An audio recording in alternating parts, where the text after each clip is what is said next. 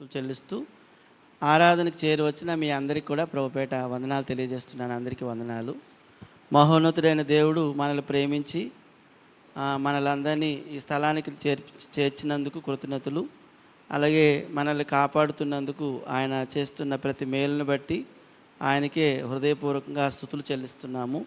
ఈ సమయం ముందు మనకున్న ఈ కొద్ది సమయంలో దేవుని యొక్క వాక్యాన్ని జాగ్రత్తగా ధ్యానిద్దాము. గత వారంలో మనం నేర్చుకుంటున్న పాఠం ఏమిటంటే సౌలు మరియు పౌలు అనే విషయాన్ని చూస్తున్నాము.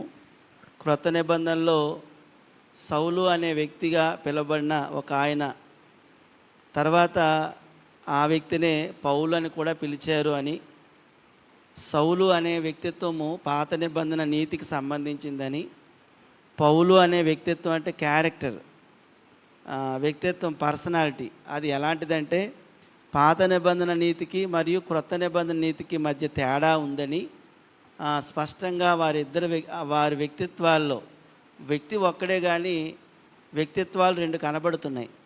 అంటే ముందు ఒక వ్యక్తిత్వం అతనిలో ఉంటుంది, తర్వాత వ్యక్తిత్వం ఒకటి ఉంటుంది. అంటే తాను మార్పు చెందక ముందు, మార్పు చెందిన తర్వాత ఆయన పౌలుగా కనబడతాడు. మార్పు చెందక ముందు అతను సౌలుగా కనబడతాడు. కానీ వ్యక్తి మాత్రం ఒక్కడే. అప్పుడు మార్పు చెందక ముందు అతను నీతి అంటే ఒకటి అనుకుంటాడు. మార్పు చెందిన తర్వాత నీతి అంటే ఒకటి ఆలోచన అతనికి కలుగుతుంది.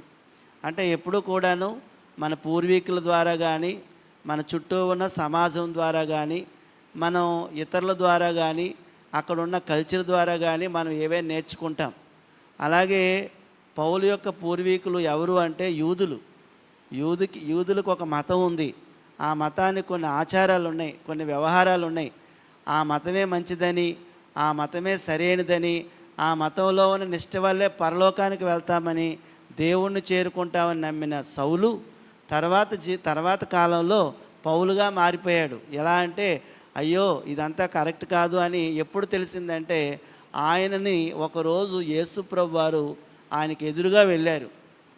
యేసుప్రభు వారు ఎదుర్కొన్నారు ఆయన్ని.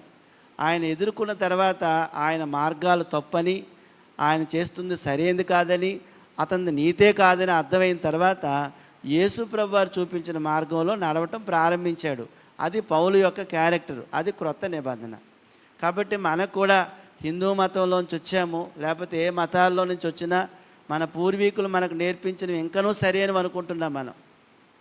అర్థమైందండి? ఉదాహరణకి ఏదైనా ఒక వివాహం చేసినప్పుడు కానీ, ఏదైనా ఒక కార్యక్రమాన్ని జరిగిస్తున్నప్పుడు కానీ మనకి పూర్వీకులు ఏమి నేర్పించారో అది చేస్తున్నాము అనుకున్నప్పుడు అది నీతి అనుకుంటాం, అది కరెక్టే అనుకుంటాం. సహోదరులు కానీ, విశ్వాసులు కానీ, లేకపోతే విశ్వాస సంబంధమైన నాయకులు కానీ ఇలా చేయకూడదు నాన్నని చెప్తే అదేంటి అలా చెప్తారు అనుకుంటాం. నీతి దుర్నీతి రెండు వేరువేరు. ఒకే వరలోని రెండు కత్తుల్ని ఎలాగైతే పెట్టలేమో ఒకే వరలోని నీతి దుర్నీతి దూరం. అది విషయం. అంటే నేను చల్లగానైనా వెచ్చగానైనా ఉండాలి కానీ నులివెచ్చగా ఉండకూడదని లేఖనాలు సెలవిస్తున్నాయి. అలాగే ఒకే వరలోని రెండు కత్తులు ఎలాగైతే దూరవో ఒకే వరలోని పాత నిబంధన కొత్త నిబంధన పెట్టడానికి అవ్వదు. అది పౌలు సౌలు యొక్క నీతి. కాబట్టి మనం అనుకుంటాము మనం ఎన్నో నమ్మాము, ఆ నమ్మకాలన్నీ ఒకప్పుడు రైట్ అనుకున్నాం. కానీ దేవుని యొక్క వాక్యం చదువుతున్న కొద్దీ, యేసుప్రభు దగ్గర కూర్చుంటున్న కొద్దీ మన నీతి సరైనది కాదని, యేసుప్రభు వారు చెప్పిందే సరైనదని మనకు అర్థమవుతుంది. ఏమండి? అర్థమవుతుంది. అలా అర్థం చేసుకున్న ఆయన ఎవరు అంటే అపోస్తుడైన పౌలండి. అప్పుడు గత వారంలో నీతి అనే పదం ఎవరికి వాడబడిందంటే సంపూర్ణుడైన యేసుప్రభు వారికి వాడబడింది. నీతిమంతుడనే పదం ఇతరులతో పోల్చబడింది. అంత మాత్రాన వాళ్ళు పాపం లేనివారని కాదు. ఉదాహరణకి నోవాహు నీతిమంతుడు అన్నాడు, ఆయన పాపం ఉన్నవాడే. కేవలం సంపూర్ణమైన వాడు ఎవరు అంటే ఎవరండి? ప్రభువైన యేసుక్రీస్తు వారు. అందుకే కొర్నేలి కూడా నీతిమంతుడని పిలువబడ్డాడు. కానీ అతని తర్వాత రక్షించబడ్డాడు. వాక్యం విన్నాడు, పేతురు దగ్గర విని బాప్తిజం పొందుకున్నాడు. కాబట్టి నీతిమంతుడు అనే పదాన్ని పోల్చారు. నీతి అనేది కొంతమంది స్వంతానికి వాడబడింది. దాన్నే స్వనీతి, సొంత నీతి అన్నారు. అప్పుడు మారు మనసు పొందుటకై నేను పాపుల్ని పిలవచ్చుతును కానీ నీతిమంతులను పిలవరాలేదని ప్రభు అయిన యేసుక్రీస్తు వారు చెప్పినప్పుడు కొంతమంది అది చదివినప్పుడు ఏమనుకున్నారంటే, కొంతమందికి రక్షణ అవసరం లేదు కదా అనుకున్నారు. రక్షణ ఎంతమందికి అవసరం? ప్రపంచంలో ఉన్న వారికి అందరికీ అవసరమే. నీతిమంతుడు లేడు, ఒక్కడునూ లేడనే వాక్యం ఉంది. అందరూ పాపం చేసి దేవుడు అనుగ్రహించి మహిమను పొందలేకపోతున్నారని ఉంది. అప్పుడు మనం ఒక పాయింట్ నేర్చుకున్నాం. సౌలు ఎలాంటి నీతిని సరైందని మొదట అనుకున్నాడు, అది చూసాం. అమ్మా, సౌలు దేనికి ప్రాధాన్యత ఇచ్చాడు? యేసుప్రభు వారు రాకముందు, అతనికి ఎదుర్కొనక ముందు దేనికి ప్రాధాన్యత ఇచ్చాడమ్మా సౌలు? పాత నిబంధన ఆచారాలకి, ధర్మశాస్త్ర సంబంధమైన క్రియలు చేసి దాని ద్వారా నీతిని సంపాదించుకోవాలనుకున్నాడు. కానీ యేసుప్రభు వారు వచ్చిన తర్వాత ధర్మశాస్త్రానికి ఏమి లేదంటే బరువు లేదు, తగ్గిపోయింది. అందుకే కొత్తగా నమ్ముకున్న వారికి అందరికీ అపోస్తుల కార్యాల గ్రంథంలోని చెప్పిన మాట ఏంటంటే, ధర్మశాస్త్రాన్ని నెరవేర్చమని మళ్ళా ప్రజలకు చెప్పకండి అని అపోస్తులైన వారు చెప్పారు. ఏమండి, మరి ఏది నెరవేర్చాలి అంటే కొత్త నిబంధన నెరవేర్చాలి. మన కొరకు ధర్మశాస్త్రాన్ని నెరవేర్చిన వారు ఎవరమ్మా? ఎవరు నెరవేర్చారు చెప్పండి, వచనం చెప్పండి ఎక్కడుందో. మన కొరకు ధర్మశాస్త్రాన్ని నెరవేర్చిన వాడు యేసుప్రభు వారిని ఎక్కడుందంటే మత్తయి రాసిన సువార్త 5వ అధ్యాయము 17-18 వచనాల్లో ఉంది. ఆయన మన కొరకు ధర్మశాస్త్రాన్ని నెరవేర్చాడు.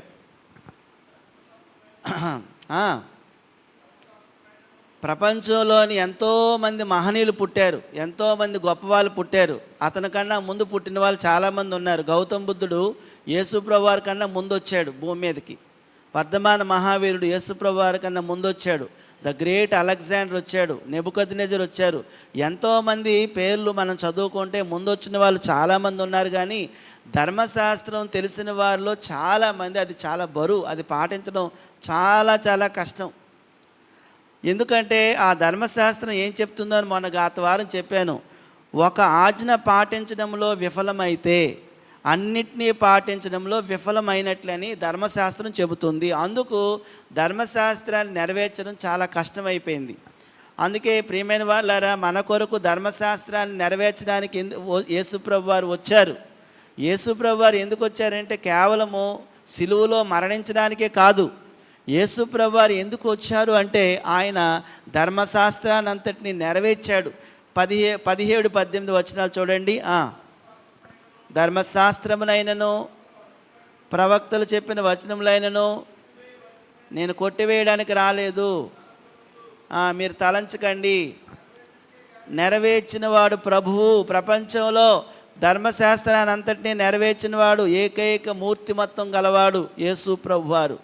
కాబట్టి యేసు ప్రభువారిలో ఉన్న గొప్పతనం ఏమిటంటే ఆయన నెరవేర్చేశాడు ధర్మశాస్త్రాన్ని అంతటినీ కూడాను.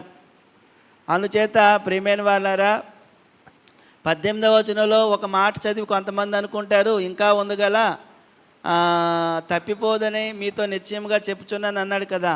ఆకాశమును భూమియు గతించిపోయిననే కానీ ధర్మశాస్త్రమంతయు నెరవేరు వరకు దాని నుండి ఒక పొల్లైనను ఒక సున్నాయను తప్పిపోదు నిశ్చయముగా మీతో చెప్పుచున్నాను. ఈ వాక్యం ఎవరికి ఎలా అర్థమైందో తెలియదు. కానీ యేసుక్రీస్తు ప్రత్యక్షమై ధర్మశాస్త్రం అంతమయ్యేంత వరకు భూమిపై ఏ వ్యక్తి కూడా ఆ చట్టాలన్నింటినీ పూర్తిగా పాటించలేకపోయాడు. అది దాని అర్థం. ప్రపంచంలో ఎంతోమంది వచ్చారు, ధర్మశాస్త్రాన్ని సంపూర్తిగా పాటించగలిగిన వారు ఒక్కరు కూడా లేరు. ఎవరున్నారు? ఒక్కరు, యేసుప్రభు వారు ఒక్కరే ఉన్నారు. ఒకవేళ ధర్మశాస్త్రాన్ని యేసుప్రభు వారు కానీ పాటించకపోయి ఉంటే, అతను నెరవేర్చకపోయి ఉంటే ఆ ధర్మశాస్త్రము ఈ 2025వ సంవత్సరంలో ఉన్న మన మీద కూడా ఆ భారాన్ని మోపేది. యేసుప్రభు వారు వచ్చి దాన్ని ఏం చేశారంటే మొత్తం అంతటిని కొట్టేశారు, కొట్టేశారు. అందుచేత చాలా జాగ్రత్తగా మనం గమనించాలి.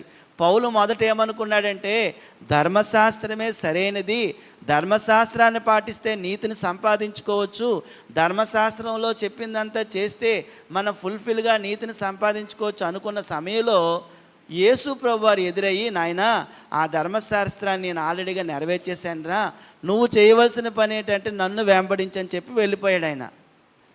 ఈరోజు ప్రపంచంలో ఎవరైనా ఎవరు అడుగుజాడల్లో నడవాలి, యేసు ప్రభువారి అడుగుజాడల్లో నడవాలి. అందుకు మార్చుకున్నాడు ఆయన విధానాన్ని. అప్పుడు ఆయన పేరు ఏమని పిలువబడింది? పౌలు అని పిలువబడింది. కొంతమంది పాత నియమాన్ని సంపూర్ణంగా నెరవేర్చలేకపోతున్నామని ఆచరించడానికి సులభంగా ఉండే కొన్ని నియమాలు తీసుకొచ్చారు. ఆ నియమాలు ఏమంటారండి? చెప్పండి, ఏమంటారు? బైబిల్లోని పారంపర్యాచారాలు. అది ఎవరు తీసుకొచ్చారు? ధర్మశాస్త్రోపదేశకులు, పరిసయ్యులు, శాస్త్రులు. అలా టైంలో తీసుకొచ్చేసారు. ఇంక ఎలాగా పాటించలేము, దీన్ని పక్కన పెడదాము, మనం ఏం చెప్తే అది ప్రజలు వింటారు, దాన్ని మనం కనుగమరుగు చేద్దాము అని అనుకున్నారు. అందుకు యేసు ప్రభువారు వారిని ఏమని పిలిచాడు తెలుసా? శాస్త్రులారా, పరిసయ్యులారా, మీరు వేషధారులు అని పిలిచాడు. వారిని గద్దించాడు. ఓకేనండి, మన పాఠం ఏమిటో మనం చూస్తున్నాం. సౌలు ఒక పరిసయ్యుడు. సౌలు దేన్ని బట్టి గర్వపడేవాడంటే ఎప్పుడు కూడాను తన దగ్గర ఉన్న ధర్మశాస్త్రాన్ని బట్టి. నేను ధర్మశాస్త్రాన్ని కలిగి ఉన్నానని అతను ఎన్నోసార్లు బైబిల్లో కూడా సాక్ష్యాలు చెప్పేటప్పుడు దాన్ని చెప్పాడు. కాబట్టి యేసు ప్రభువారు, నజరేతులో పెరిగిన యేసు ప్రభువారు, నజరేయుడైన యేసునామానికి విరోధంగా ఎన్నో కార్యాలు చేయటానికి ఆయన ఇష్టపడ్డాడు, చేశాడు కూడాను. ఏమండి, ఎక్కువ మంది యెరూషలేములో ఉన్నా ఎవరు ఎక్కువగా యేసు ప్రభువారి యొక్క కార్యాలకు విరుద్ధంగా చేశారంటే ఎవరు చేశారు అమ్మా? ఎవరు చేశారు? సౌలే చేశాడండి. సౌలు మామూలు ఆయన కాదు. ఏమండి, పౌలు స్టెఫను మరణాన్ని ఆమోదించినవాడు. హృదయపూర్వకంగా క్రైస్తవుల్ని హింసించినవాడు ఎవరంటే సౌలు. హింసించడంలో నిమగ్నం అయిపోయాడు. అతను ఏమనుకునేవాడంటే రోజు లేచిన వెంటనే అతనికి ఎదురుగా ఒక్క క్రైస్తవుడు కనబడకూడదు. అది అతని టార్గెట్. యేసు అని నామం ఎవరైనా యెరూషలేములో ఎత్తే ముక్కలుగా చేసేస్తాడు, అంతే. అతని టార్గెట్ అది. అతను అడ్డుకునే వాళ్ళు ఎవరు లేరు. అంత రాక్షసుడిగా ఉన్నాడు సౌలు. అది అతని వ్యక్తిత్వం. ఎందుకంటే అతను అలాగున్నాడు. నేను ఒక పరిసయ్యుణ్ణి, నేను ఒక యోధామత భక్తుడిని. యోధామతంలో ఏం చెప్పబడుతుందంటే ధర్మశాస్త్రానికి వేరుగా ఏది మాట్లాడకూడదు, ధర్మశాస్త్రమే ముఖ్యమైనదని చెప్పారు. కాబట్టి ఎప్పుడు ఆయన పని ఏంటంటే ఇదే పనిలో ఉన్నాడు, నిమగ్నం అయిపోయాడు. ఆ రోజుల్లోని ఒక రోజు ఏం చేశాడంటే అందరినీ, అంటే అక్కడ గొప్ప గొప్ప అధికారులు కలిసి, అసలు మన చుట్టూ ఎంతమంది క్రైస్తవులు ఉన్నారు లెక్క పెట్టుకొని వస్తాను, అందరినీ చంపేస్తానని తీసుకొని ఒక లెటర్ పట్టుకొని వెళ్తున్నాడు. అది ఆయన అనుకున్న ఆ లక్ష్యం పెట్టుకున్నాడు దాన్ని. అప్పుడు సిరియా ముఖ్యపట్నం ఏంటి? దమస్కు వెళ్తున్నాడు. త్రోవలో దమస్కు మార్గంలో ఉన్నాడు. ఆ దమస్కు మార్గంలో వెళ్ళేటప్పుడు జరిగిన ఒక గొప్ప సంగతి ఏంటంటే యేసు ప్రభువారు ఆయనకి ఎదురొచ్చారు, అంతే. అక్కడ అతని జీవితం మారిపోయింది. అప్పుడు మనం చూద్దాం. అప్పుడు నీతిని గూర్చి ఆయన ఆలోచన మారింది. సౌలు మరియు పౌలు, ఇది తెలిస్తే మనం కూడా మార్చుకుంటాం మన భక్తి విధానాన్ని. సౌలు మరియు పౌలు. సౌలు దేనికి సాదృశ్యం అంటే పాత నిబంధన నీతికి. పాత నిబంధన నీతిని నెరవేర్చిన వాడు సౌలు. పౌలు దేనికి సాదృశ్యం అంటే క్రొత్త నిబంధన నీతికి. రెండు నీతులు ఉన్నాయి. ఈరోజు మనం పాటించవలసిన నీతి ఏది? క్రొత్త నిబంధన. అయితే మనం పౌల్లాగా ఉండాలా, సౌల్లాగా ఉండాలా?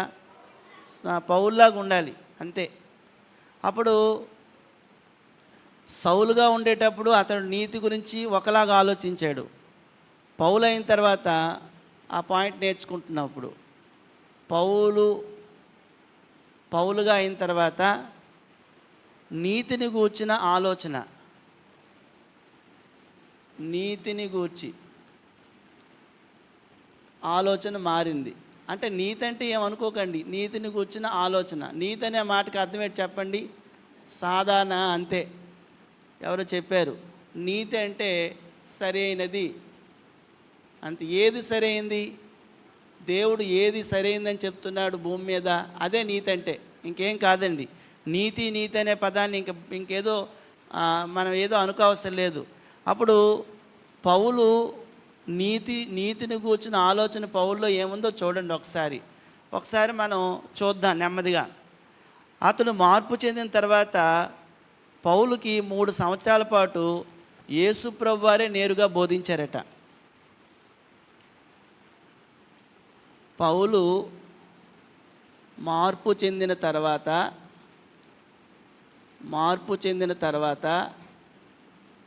3 సంవత్సరాలు ఆయన టీచర్ ఎవరు? యేసు ప్రభువారేనండి. మీకు ఆ వచనం ఉంది బైబిల్లో. 3 సంవత్సరాల పాటు యేసు ప్రభువే ఆయనకు బోధించారు. అది ఆయన చెప్పారు, ఆయనకు బోధించెను. బైబిల్లో ఎక్కడుందండి ఆయనకు బోధించినట్లుగా? గలతీ పత్రిక 1వ అధ్యాయము 13వ వచనం నుంచి 17వ వచనం వరకు ఉంది. ఇది చాలా గొప్ప సంగతి. 11 నుంచే పారాగ్రాఫ్ మొదలవుతుంది. 11 నుంచి చదువుదాం. 11, 17 చూడండి జాగ్రత్తగా అందరూ. అంటే ఈ పారాలోని పౌలు ఏం చెప్పుకుంటున్నాడంటే, నాకు మొట్టమొదట నేను నమ్ముకున్న కొత్తలోని నాకు డైరెక్ట్గా టీచర్ ఎవరంటే యేసు ప్రభు వారి టీచర్. అదండి. ఒకసారి చూడండి గలతీ, అందరూ తీయండి. అంటే యేసు ప్రభు దగ్గర కూర్చుంటే నీతి వచ్చేస్తుంది మనకి. అందుకు నీతిని బాగా నేర్చుకుంటున్నాడు. ఎవరి దగ్గర నేర్చుకున్నాడు చూడండి. సహోదరులారా, నేను ప్రకటించిన సువార్త మనుష్యుని యోచన ప్రకారమైనది కాదని. అంటే ఓ గలతీ పట్టణంలో ఉన్న క్రీస్తు సంఘమా, నేను మీకు వచ్చి సువార్త చేశాను కదా. ఈ సువార్త నాకు ఎవరు నేర్పించారు? మనుషులు నేర్పించలేదు. మనుషుల ఆలోచన నుంచి వచ్చింది కాదు. మరి ఎవరి దగ్గర నుంచి వచ్చింది? 12వ వచనంలో మనుషుల వల్ల దానిని నేను పొందలేదు. మరి ఆ సువార్త ఎవరి దగ్గర నుంచి పొందాడు? ఆ వర్తమానం ఎవరి దగ్గర నుంచి పొందాడు? ఎవరు నేర్పించారట? నాకెవడునూ దాన్ని బోధించలేదు కానీ యేసు క్రీస్తు బయలుపరచుట వల్లనే అది నాకు లభించెను. ఇప్పుడు చెప్పండి, ఎవరు అతని టీచర్ అయితే మొదట్లోనా? యేసు ప్రభు వారే. అది ఆయన బాగా టీచర్ అయిన. ఇప్పుడు ఒకవేళ మనం అనుకోవచ్చు, మనకి ఎవరు లేరు టీచర్ అంటే, మనకు కూడా వాక్యం చదువుతుంటే ఆయన టీచర్గా ఉంటారు. ఆయన వాక్యమే మనం చదువుతున్నాం. వాక్యం అనే పేరు ఎవరికి ఉందండి? యేసు ప్రభు వారికి ఉంది. కాబట్టి అతడు మార్పు చెందిన తర్వాత 3 సంవత్సరాల పాటు యేసు ప్రభు చేత నేరుగా బోధించబడ్డాడు. ఆయన బోధ అప్పుడు జరిగిందంటే సౌలు పౌలుగా పేరు, అంటే ఇతను వచ్చిన తర్వాత, అతను మార్పు చెందిన తర్వాత ఏది సరైనదో నేర్చుకోవటానికి గురువుగా ఎవరున్నారు? యేసు ప్రభు వారు ఉన్నారు. అమ్మా, యేసు ప్రభు వారు గురువు అనే మాట ఎక్కడుంది బైబిల్లోని? చెప్పండి. యేసు ప్రభు వారు గురువు అనే మాట మత్తయి సువార్త 23వ అధ్యాయంలో ఉంది. మీరు భూమి మీద ఎవరికి గురువు అని పేరు పెట్టవద్దు, మీకు ఒక్కడే గురువు. ఆయన ఎవరంటే యేసు ప్రభు వారు. అంటే గురువు మనకు నేర్పించేవాడు. పౌలుకి డైరెక్ట్గా ఎవరు నేర్పించారు మార్పు చెందిన తర్వాత అంటే యేసు ప్రభు వారే నేర్పించారట ఆయనకి. అది అతను చెప్తున్నాడు. మరొక మాట చూడండి, మరొక మాట. తర్వాత ఆయన ఎవరిని కలుసుకున్నాడంటే 1వ అధ్యాయము 18, 19 వచనాలు చూడండి. ఆ తర్వాత మీరు చదువుకోండి, అదంతా 18, 19 అటు పైన. అందుకే ఇక్కడ 3 సంవత్సరాలని రాశాను. 3 సంవత్సరాలు అయిన తర్వాత కేఫా అంటే ఎవరు? కేఫా అంటే పేతురు. ఎక్కడుంటాడు పేతురు? యెరూషలేములో ఉన్నాడు. అప్పుడు యెరూషలేముకు వెళ్ళాడు. కేఫాను పరిచయం చేసుకున్న వాళ్ళని యెరూషలేమునకు వెళ్ళాను. అతనితో కూడా 15 రోజులు ఉన్నాను. అతన్ని తప్ప అపోస్తుల్లో మరెవరిని నేను చూడలేదు. కానీ ఇంకొక ఆయన చూశాడట, ప్రభు యొక్క సహోదరుడైన యాకోబును కూడా చూశాడంటే ఎవరెవరి దగ్గర ఇంకా అతన్ని మాటలు విన్నాడంటే పౌలు పేతురును యాకోబును కలుసుకున్నాడు. 2 పౌలు మార్పు చెందిన తర్వాత 3 సంవత్సరాల తర్వాత పేతురును యాకోబును కలుసుకొనిను. అంటే పౌలు 3 సంవత్సరాల వరకు ఎవరి దగ్గర ట్రైనింగ్ అయ్యారైతే? అమ్మా చెప్పండి అమ్మా. అది ఎంత గొప్ప భాగ్యమో చూడండి. ఈ రోజైనా మనం అనుకోవచ్చు యేసుప్రభు ఎక్కడున్నాడంటే మన దగ్గర వాక్యంగా ఉన్నాడు ఆయన, మనం నేర్చుకోగలం ఆయన దగ్గర. కానీ మనం ఎవరు బైబిల్ దగ్గర కూర్చోము, అసలు మనం ఎవరు కూర్చోము. కానీ యేసుప్రభు మన ఇంట్లోనే ఉన్నాడు, యేసుప్రభు మన దగ్గరే ఉన్నాడు. కానీ మనం ఏమనుకుంటామంటే అతను ఏదో మామూలుగా ఏదో ఒక మళ్ళీ తెల్లటి బట్టలు వేసుకొని మన ముందుకు వచ్చి ఏదైనా చెప్తే బాగుండని మనం అనుకుంటున్నాం. అలాగే మన దగ్గరికి రాడు ఇప్పుడు, అలాగే రాడు. ఎందుకంటే ఆల్రెడీగా మన దగ్గర బైబిల్ అనే వాక్యం ఉంది. దేవుని వాక్యం అనే పేరు గల యేసుప్రభు వారు మన ఇంట్లోనే ఉన్నాడు. ఒకవేళ నువ్వు బైబిల్ ముందు కూర్చున్నావంటే బైబిల్ ఎవరు నీకు బోధిస్తారంటే యేసుప్రభు వారు బోధించబోతూ ఉన్నారు నీకు. నువ్వు బాధపడిపోవసరం లేదు. ఇంకా పౌలు దగ్గర అయితే 3 సంవత్సరాలే బోధించాడు, మనకైతే నిత్యము బోధించడానికి ఆయన ఉన్నాడు. అందుచేత మనం ఏమనుకుంటామంటే యేసుప్రభు వారు పౌలుకు బోధించినట్లుగా మనకి ప్రతిరోజు వచ్చి బోధిస్తే నేను ఇంకా మారిపోతాను అనుకోవచ్చు. కానీ ఇంకా మారిపోవడానికి అతనికన్నా బెస్ట్గా మారడానికి ఇంత వాక్యం ఉంది మన దగ్గర. చాలామంది ఏమనుకుంటారంటే ప్రభు ఒకసారి నువ్వు కనిపించి నాతో మాట్లాడు అంటారు. ప్రభు కనిపించవసరం లేదు, ప్రభు మాట్లాడిన ఇక్కడే ఉన్నాయి, బైబిల్లోనే ఉన్నాయి. అందుచేత అపోస్తులైన పౌలు మార్పు చెందిన తర్వాత మొదట దేవుడు యేసు ప్రభు దగ్గరే నేర్చుకున్నాడు. ఆ తర్వాత పేతురుని యాకోబుని కలుసుకున్నాడు. గలతీ పత్రిక 1:18-19 వచనాలు, 18-19 వచనాలు. ఈ సమయంలో అమ్మా, ఏ సమయంలోని? ఈ సమయంలోని నీతి గురించి తెలుసుకున్న పౌలు ఈ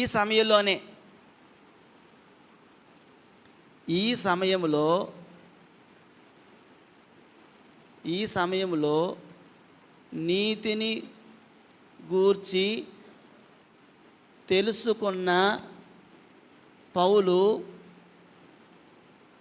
తన ఆలోచన మార్చుకున్నాడు. తీసుకున్న పౌలు నీతిని గూర్చి ఆలోచన మార్చుకొనెను. నీతిని గూర్చి ఆలోచనను మార్చుకొనెను. అంతవరకు అమ్మా ఒకసారి చూడండి.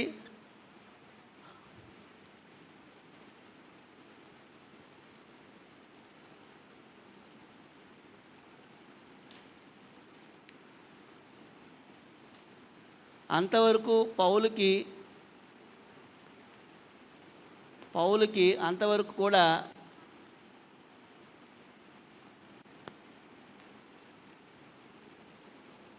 పౌలు మీద ధర్మశాస్త్రం, నీతి ఇదే సరైందని సౌలుగా ఉన్నంతవరకు అనుకున్నాడు. అప్పుడు ఇతను యేసుప్రభు వారు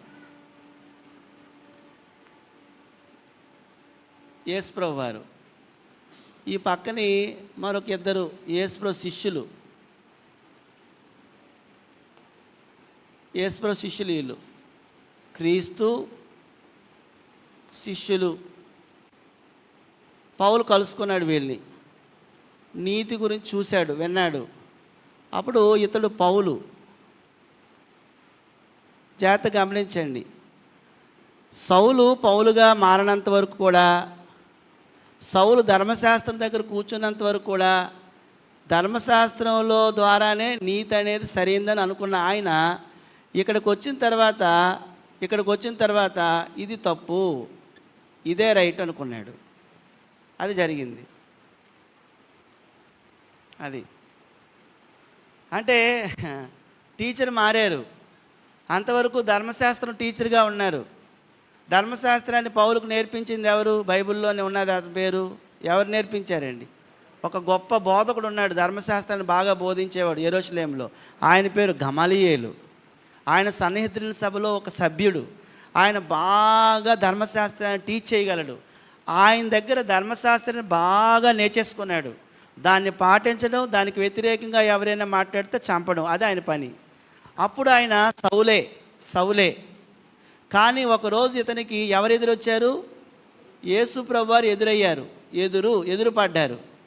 ఎదురు పడిన తర్వాత ఎన్ని సంవత్సరాలని చెప్పాడు, తన దగ్గర కూర్చున్నాడేట 3 సంవత్సరాలు కూర్చున్నాడేట. ఆయన కూర్చుంటే నేరుగా ఎవరు మాట్లాడారు? యేసు ప్రభు వారు చెప్పారు మాట్లాడితే, అయ్యో ఎంత పొరబడ్డాను యేసు, నా జీవితం బాగులేదు, నేనంతా తప్పే చేశాను. అప్పుడు ఏదైతే రైట్ అనుకున్నాడో, ఏదైతే సరైనది అనుకున్నాడో, మారిన తర్వాత అది తప్పని తెలిసింది. మనం కూడా హిందూ మతంలో ఉండేటప్పుడు కూడా బోల్డ్ అని సరైనవి అనుకున్నాం, కానీ వచ్చిన తర్వాత అదంతా వాక్యం చదివిన తర్వాత తప్పని తెలుస్తుంది. ఒకవేళ చర్చికి వచ్చి వాక్యం చదవకుండా, లేకపోతే వాక్యాన్ని అసలు గ్రహించకుండా ఉంటే ఇంకా మంగళవారం మంచిది కాదనుకుంటాం, అనుకుంటాం. ఇంకా మనకి ఎలాంటి పిచ్చి ఉంటుందంటే, ఎవరైనా ఒక విధవరాలు ఎదురొచ్చింది అనుకోండి, ఈరోజు నష్టం జరుగుతుంది అనుకుంటాం. 10వ రోజు పనులు ప్రారంభిస్తాం. ఎందుకంటే ఆ పిచ్చి ఎక్కడి నుంచి వచ్చిందంటే అక్కడి నుంచి వచ్చింది కదా. ఆ నీతి ఇంకా మనలో పోలేదు. ఎందుకో తెలుసా అండి, మనం ఇంకా ప్రభువు దగ్గర కూర్చోవడం మానేసాం కాబట్టి. అమావాస్య మంచిది కాదనుకుంటాం. ఇంకా మనకు ఆ నీతి మంచిదని ఇంకా మన బుర్రలో ఉంది. మనం ఇంకా రోజులు చూస్తున్నామంటే, ప్రయాణాలు చేసేటప్పుడు ఎవరైనా ఎదురు చూస్తున్నామంటే, ఇంకా ఏదైనా మనల్ని మనం తిట్టుకుంటున్నామంటే, ఇంకా అదృష్టమని నమ్ముతున్నామని ఏమైనా ఉంగరాలు పెట్టుకున్నా కూడా అవన్నీ కూడా పాత నీతే. ప్రార్థన మనం తర్వాత చెప్పుకుంటాం నీతి ఏంటో. ఆ నీతిని ఎప్పుడు ఆయన మార్చుకున్నాడు, ఆలోచన మారిందంటే, ఈ సమయంలో నీతిని గూర్చి, అంటే ఏది సరైందో, ఇంతవరకు అది నమ్మిందంతా కూడా అబద్ధమని, ఇప్పుడు నేను నేర్చుకుంటున్నదే నిజమని పౌలుగా మారిన తర్వాత ఆయనకు అర్థమైంది తప్ప సౌలుగా ఉన్నప్పుడు అతనికి అర్థం కాలేదు. ఈరోజు మనమైనా కూడా మన బంధువుల దగ్గరికి వెళ్ళేటప్పుడు, మన చుట్టాల దగ్గరికి వెళ్ళేటప్పుడు, మన ఫ్రెండ్స్ దగ్గరికి వెళ్ళేటప్పుడు ఇంకా మనకి వాళ్ళు ఏం చెప్తారంటే, ధర్మశాస్త్ర సంబంధమైన నీతిని నేర్చుకోమంటారు, అదే చేయమంటారు. చూసారా? ప్రార్థన చేసుకోవాలి, ఉపవాసం ఉండాలి, ధర్మం చేయాలి. ఇప్పుడు నీతి అది. పాత నిబంధన పద్ధతులన్నీ కూడా నువ్వు మానే అని చెప్పాడు. కాబట్టి నీతిని కూర్చున్న పౌలు ఆలోచన ఎవరి దగ్గర కూర్చున్నప్పుడు మారింది చెప్పండి? ప్రభు దగ్గర కూర్చున్నప్పుడు మారింది, అంతే. అంతకుముందు అతను అలాంటి ఆలోచనతో లేడు. ఒకసారి మనం చూద్దాము ప్రియమైన వాళ్ళారా. కొండ మీద చేసిన ప్రసంగంలో యేసు ప్రభు వారు ప్రపంచానికి ఒక కొత్త నీతిని బోధించారు, వివరించారు. ఒకసారి చూడండి, నేను కొన్ని ఉదాహరణలు చెప్తాను. ప్రపంచానికి క్రొత్త నీతిని తీసుకొచ్చింది ఎవరో చెప్పండి? ఎవరమ్మా? ఇప్పుడు మీరు బైబిల్ ఎప్పుడైనా చదివారు అనుకోండి, బైబిల్ ఎప్పుడైనా చదివితే ప్రవక్తలందరూ కూడా, ఇటు చూడండి, ప్రవక్తలందరూ కూడా ఫలానా ధర్మశాస్త్రం ఇలా చెప్పబడింది ఇలా చేయండి, ధర్మశాస్త్రం ఇలా చెప్పబడింది ఇలా చేయండి అని అన్నారా లేదా? ఒకసారి చెప్పండి అందరు గట్టిగా. అన్నారా లేదా? అన్నారు. యేసుప్రభు వారు కూడా అలాగే అన్నారు కదా. ధర్మశాస్త్రంలో ఇలా చెప్పబడింది, మోషే మీకు ఇలా చెప్పాడు కదా, మీరు అలాగే చేయండి అన్నాడు కదా. అన్నాడా? అనలేదా? అనలేదు. మోషే చెప్పినట్టుగా మీరు చేయొద్దు అన్నాడు యూదులందరికీ కూడాను. ఆయన మాత్రమే మొట్టమొదట అలాంటి కమాండ్స్ ఇచ్చాడు. ఆయన మాత్రమే ప్రపంచానికి ఒక క్రొత్త నీతిని, ఒక కొత్త నిబంధన తీసుకొచ్చాడు. అదండి, ఆయన ధర్మశాస్త్రాన్ని పాటించానని ఎక్కడ చెప్పాడు బైబిల్లో? అంతవరకు ప్రవక్తలందరూ కూడా యూదాలో ఉన్న, యూదా మతంలో ఉన్న, ఆ యెరూషలేములో ఉన్న ప్రతి దాన్ని పాటించి వచ్చారు. అయ్యో నేను దేవుడి దగ్గర నుంచి వచ్చాను, ఇప్పుడు కొత్త నీతిని మీకు చూపిస్తున్నానని ఆ క్రొత్త నీతిని, ఆ సరైన దాన్ని యేసు ప్రభు వారు ప్రకటించడం మొదలుపెట్టారు. దాంట్లో ఒకసారి చూడండి ఎలా చెప్పుకొచ్చారు, కొన్ని నేను చెప్తాను. నెంబర్ 1 మనం చూసినట్లయితే మత్తయి రాసిన సువార్త 5వ అధ్యాయం తీయండి. మత్తయి రాసిన సువార్త 5వ అధ్యాయం తీయండి. 5వ అధ్యాయంలో నరహత్య ఒకటి ఉంది, మోహపు చూపు ఒకటి ఉంది, అలాగే శత్రువులు ప్రేమించమని చెప్పాడు, అలాగే ప్రార్థన, ఉపవాసం, దాతృత్వం ఇవన్నీ చెప్పాడు. ఇక్కడ మనం ఆలోచన చేసినట్లయితే పాత నిబంధన నీతితో పోల్చుతూ ఏమన్నాడంటే ఆయన, ఒక చెడ్డ పని అమ్మా, ఒక చెడ్డ పని చెడ్డ ఆలోచనతో ప్రారంభమవుతుందని ప్రభువు చెప్పాడు. అది ఈ నీతిలో చాలా ముఖ్యమైనది. జాగ్రత్త చూడండి. ఒక చెడ్డ పని ఒక చెడ్డ పని ఒక చెడ్డ ఆలోచనతో ప్రారంభమవుతుంది అని ప్రభువు చెప్పాడు. ఆలోచనతో ప్రారంభమవుతుంది. ఎప్పుడైనా ఒక వ్యక్తి చెడ్డ పని చేశాడు అంటే అతనిలో వచ్చిన ఒక చెడ్డ ఆలోచనే ఆ పనికి కారణం అని ఎవరు చెప్పారు? ఎలా చెప్పారు చూద్దాం. నెంబర్ 1, నరహత్య అనేది ఉంది పాత నిబంధనలో. యేసుప్రభువు వారు ఏమన్నా తెలుసండి? నరహత్య అనేది ఎక్కడి నుంచి ప్రారంభమవుతుందంటే, ఒక వ్యక్తి మీద కోపం అనేది మనకుంటే అతన్ని చంపాలనుకుంటాం మనం. ఇది చెడ్డ ఆలోచన. అది మరొక చెడ్డ పని చెప్తాను చూడండి. వ్యభిచారము అనేది ఒక చెడ్డ పని. ఈ వ్యభిచారం అనేది చేయటానికి మొట్టమొదటి వచ్చే ఆలోచన ఏంటంటే మోహపు చూపు.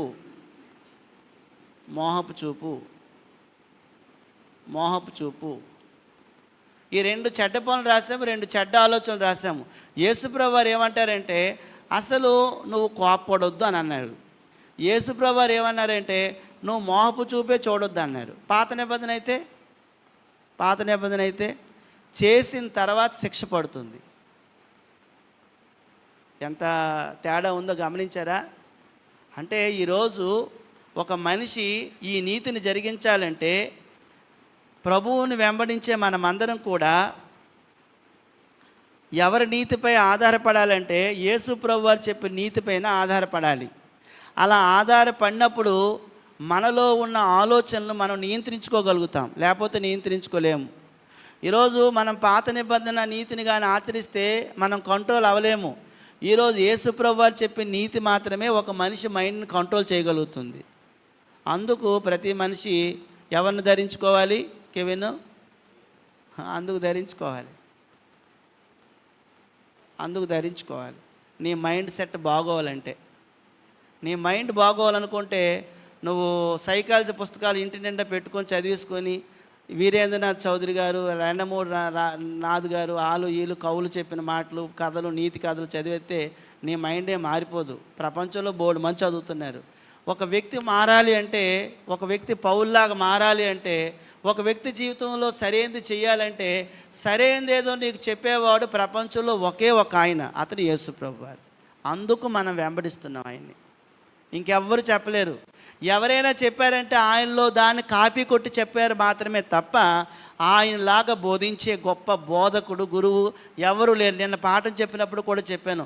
ఒక వివేకానందుడు కానీ, ఒక సర్వేపల్లి రాధాకృష్ణ గారు కానీ, ప్రపంచంలో ఏ గొప్ప బోధకుడైనా యేసు ప్రభు దగ్గర శిష్యుడిగా పనిచేయవలసిందే. ఆయన కన్నా గ్రేట్ మాస్టర్ ప్రపంచంలో ఎవరు లేరు. ప్రపంచంలో వివేకానందుడైనా కూడా ఆయన పాదాలు కడగవలసిందే. ప్రపంచంలో ఎంత గొప్ప బోధకులైనా, బుద్ధుడైనా, ఎవరైనా ఒకవేళ వాళ్ళు ఒక జాతికి వాళ్ళు పితామహులు అవ్వచ్చు, కానీ అన్ని జాతులకి పితామహుడు ఎవరు అంటే కేవలం యేసు ప్రభు వారు మాత్రమే.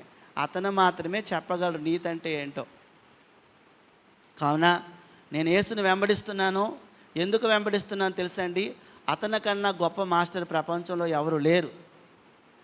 ప్రపంచంలో ఆయన మాత్రమే నీతి అంటే ఏంటో చెప్పగలరు. ఆయన మాత్రమే సరైనదంటే ఏంటో చెప్పగలరు. ప్రపంచంలో ఇంకెవ్వరైనా ఆ నీతిని గురించి బోధించలేరు. ఒకరు బోధిస్తే యేసు ప్రభు వారు చెప్పిన దాంట్లో కాపీ కొట్టి బోధించాలంతే. ఆయన రాజు. ఆయన ఎవరికి రాజు తెలుసండి? నీతికే రాజు. ఆయన నీతికే రాజు. షాలేం రాజు అంటే ఏమి అర్థం చెప్పాము ఇందాక? షాలేం రాజు అంటే ఎవరి పేరు? మెల్కిసెదెకు.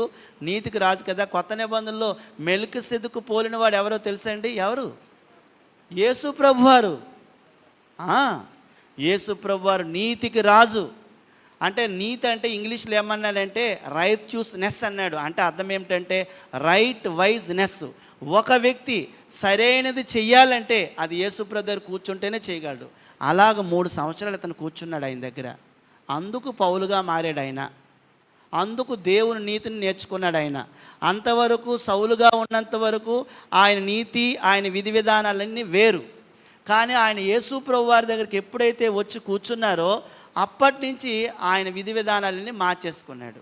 అతడు పూర్వం ఏదైతే సరైనది అనుకున్నాడో అది సరైనది కాదని ఎప్పుడు తెలిసిందంటే ప్రభువు దగ్గరికి వచ్చినప్పుడు తెలిసింది.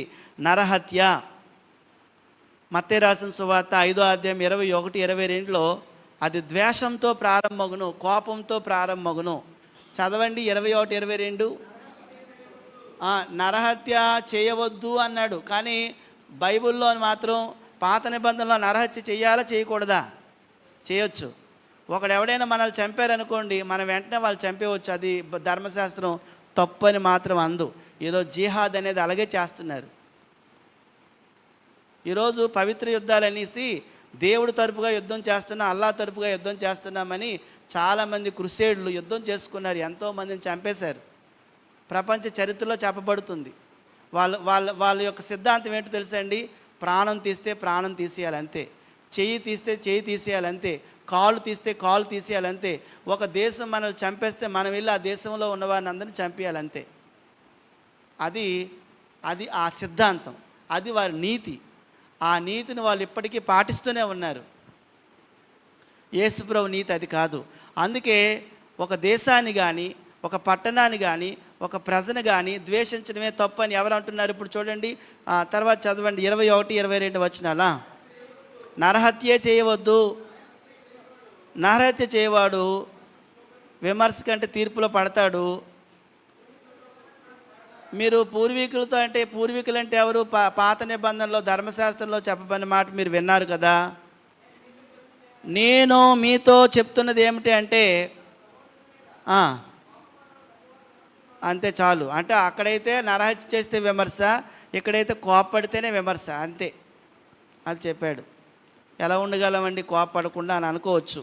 ఎలాగుండవండి, ఎలాగా అంటే కోపం అనేది దేనివల్ల అంటే, ఒక తండ్రి కొడుకు మీద కోపపడతాడు. ఎలా తెలుసండి? వాడిని చంపాలని కోపపడ్డు, ఆ కోపం తప్పు లేదు. ఒక వ్యక్తి ఆస్తి కోసమో దేనికోసమో కోపపడతాడు, ఆయన్ని లేకుండా చేసేయాలని, ఆ కోపం తప్పు. ఒక భార్యను చంపేయాలని కోపపడతాడు, ఒక భర్తను ఏదో చేయాలని కోపపడతాడు. ఆ కోపాలు, ఆ తాపాలు, ఆ ద్వేషాలు అనేవి మొదటే ఉండకూడదని యేసుప్రభు వారు తెలియచేశారు. కాబట్టి తన శిష్యులకు ఎన్నో విషయాలు తెలియచేశారు. పాత నిబంధన శత్రువులు ప్రేమించమందా, ద్వేషించమందా? పాత నిబంధన ఏం చెప్పింది? పొరుగువారిని ప్రేమించండి అన్నది, శత్రువులను ద్వేషించండి అన్నది. కానీ యేసుప్రభు వారు ఏం చెప్పారంటే, మీ శత్రువులను మీరు ప్రేమించండి. పూర్తిగా వ్యతిరేకం. ఆ నీతికి ఈ నీతికి అసలు పొంతనే ఉండదు. కొంతమంది బైబిల్ చెప్పినప్పుడు ఏం చేస్తారంటే ఇందులోది కలిపి చెప్పేస్తారు. కానీ ఆ నీతి వేరు, ఈ నీతి వేరు. ఇప్పుడు మనం ఉన్న నీతి ఏదంటే కేవలము ఇప్పుడున్న నీతి యేసు ప్రభువు చెప్తున్న నీతి. కాబట్టి నీతి పట్ల అతనుకున్న ఆలోచన మారిపోయింది. ఏమండి? నీతి పట్ల క్రొత్త నిబంధన నీతికి సంబంధించిన ప్రధానమైన అంశం ఏమిటంటే, నువ్వు దేవునిపైనే నిరంతరము విశ్వాసాన్ని పెంచుకో. కొత్త నిబంధన నీతి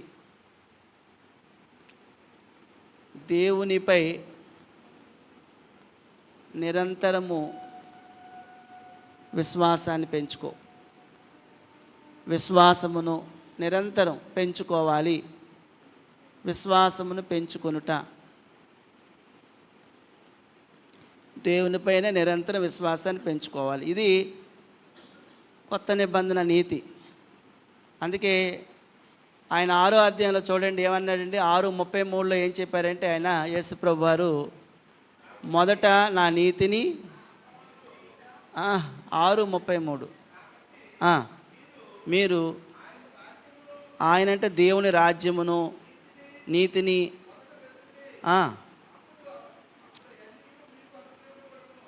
అంతే. అందుకే పౌలు ఎంత మారిపోయారంటే, ఒకరోజు ఆయనకి బాగా అనారోగ్యంతో బాధపడుతున్నాడు, సేవ చేస్తున్నాడు. అతను అన్నారు, ప్రభువా నాకు ఈ ముళ్ళు తీసేవా అని అడిగితే అప్పుడు పౌలుతో యేసు ప్రభువారు అన్న మాట ఏంటి? దేవుడు అన్న మాట, నా కృప నీకు చాలును అనే మాట ఎక్కడుంది బైబిల్లోని? బైబిల్లో ఎక్కడుంది? 2 కొరింథీ పత్రిక 12వ అధ్యాయంలో ఉంది. అంటే ఎప్పుడైనా ఒక వ్యక్తి ఎప్పుడు శక్తిమంతుడు అవుతాడంటే దేవుని నీతిని నెరవేరుస్తున్నప్పుడు శక్తిమంతుడు అవుతాడు. ఏ నీతి అంటే యేసు ప్రభువారు చెప్పిన కొత్త నిబంధన నీతి.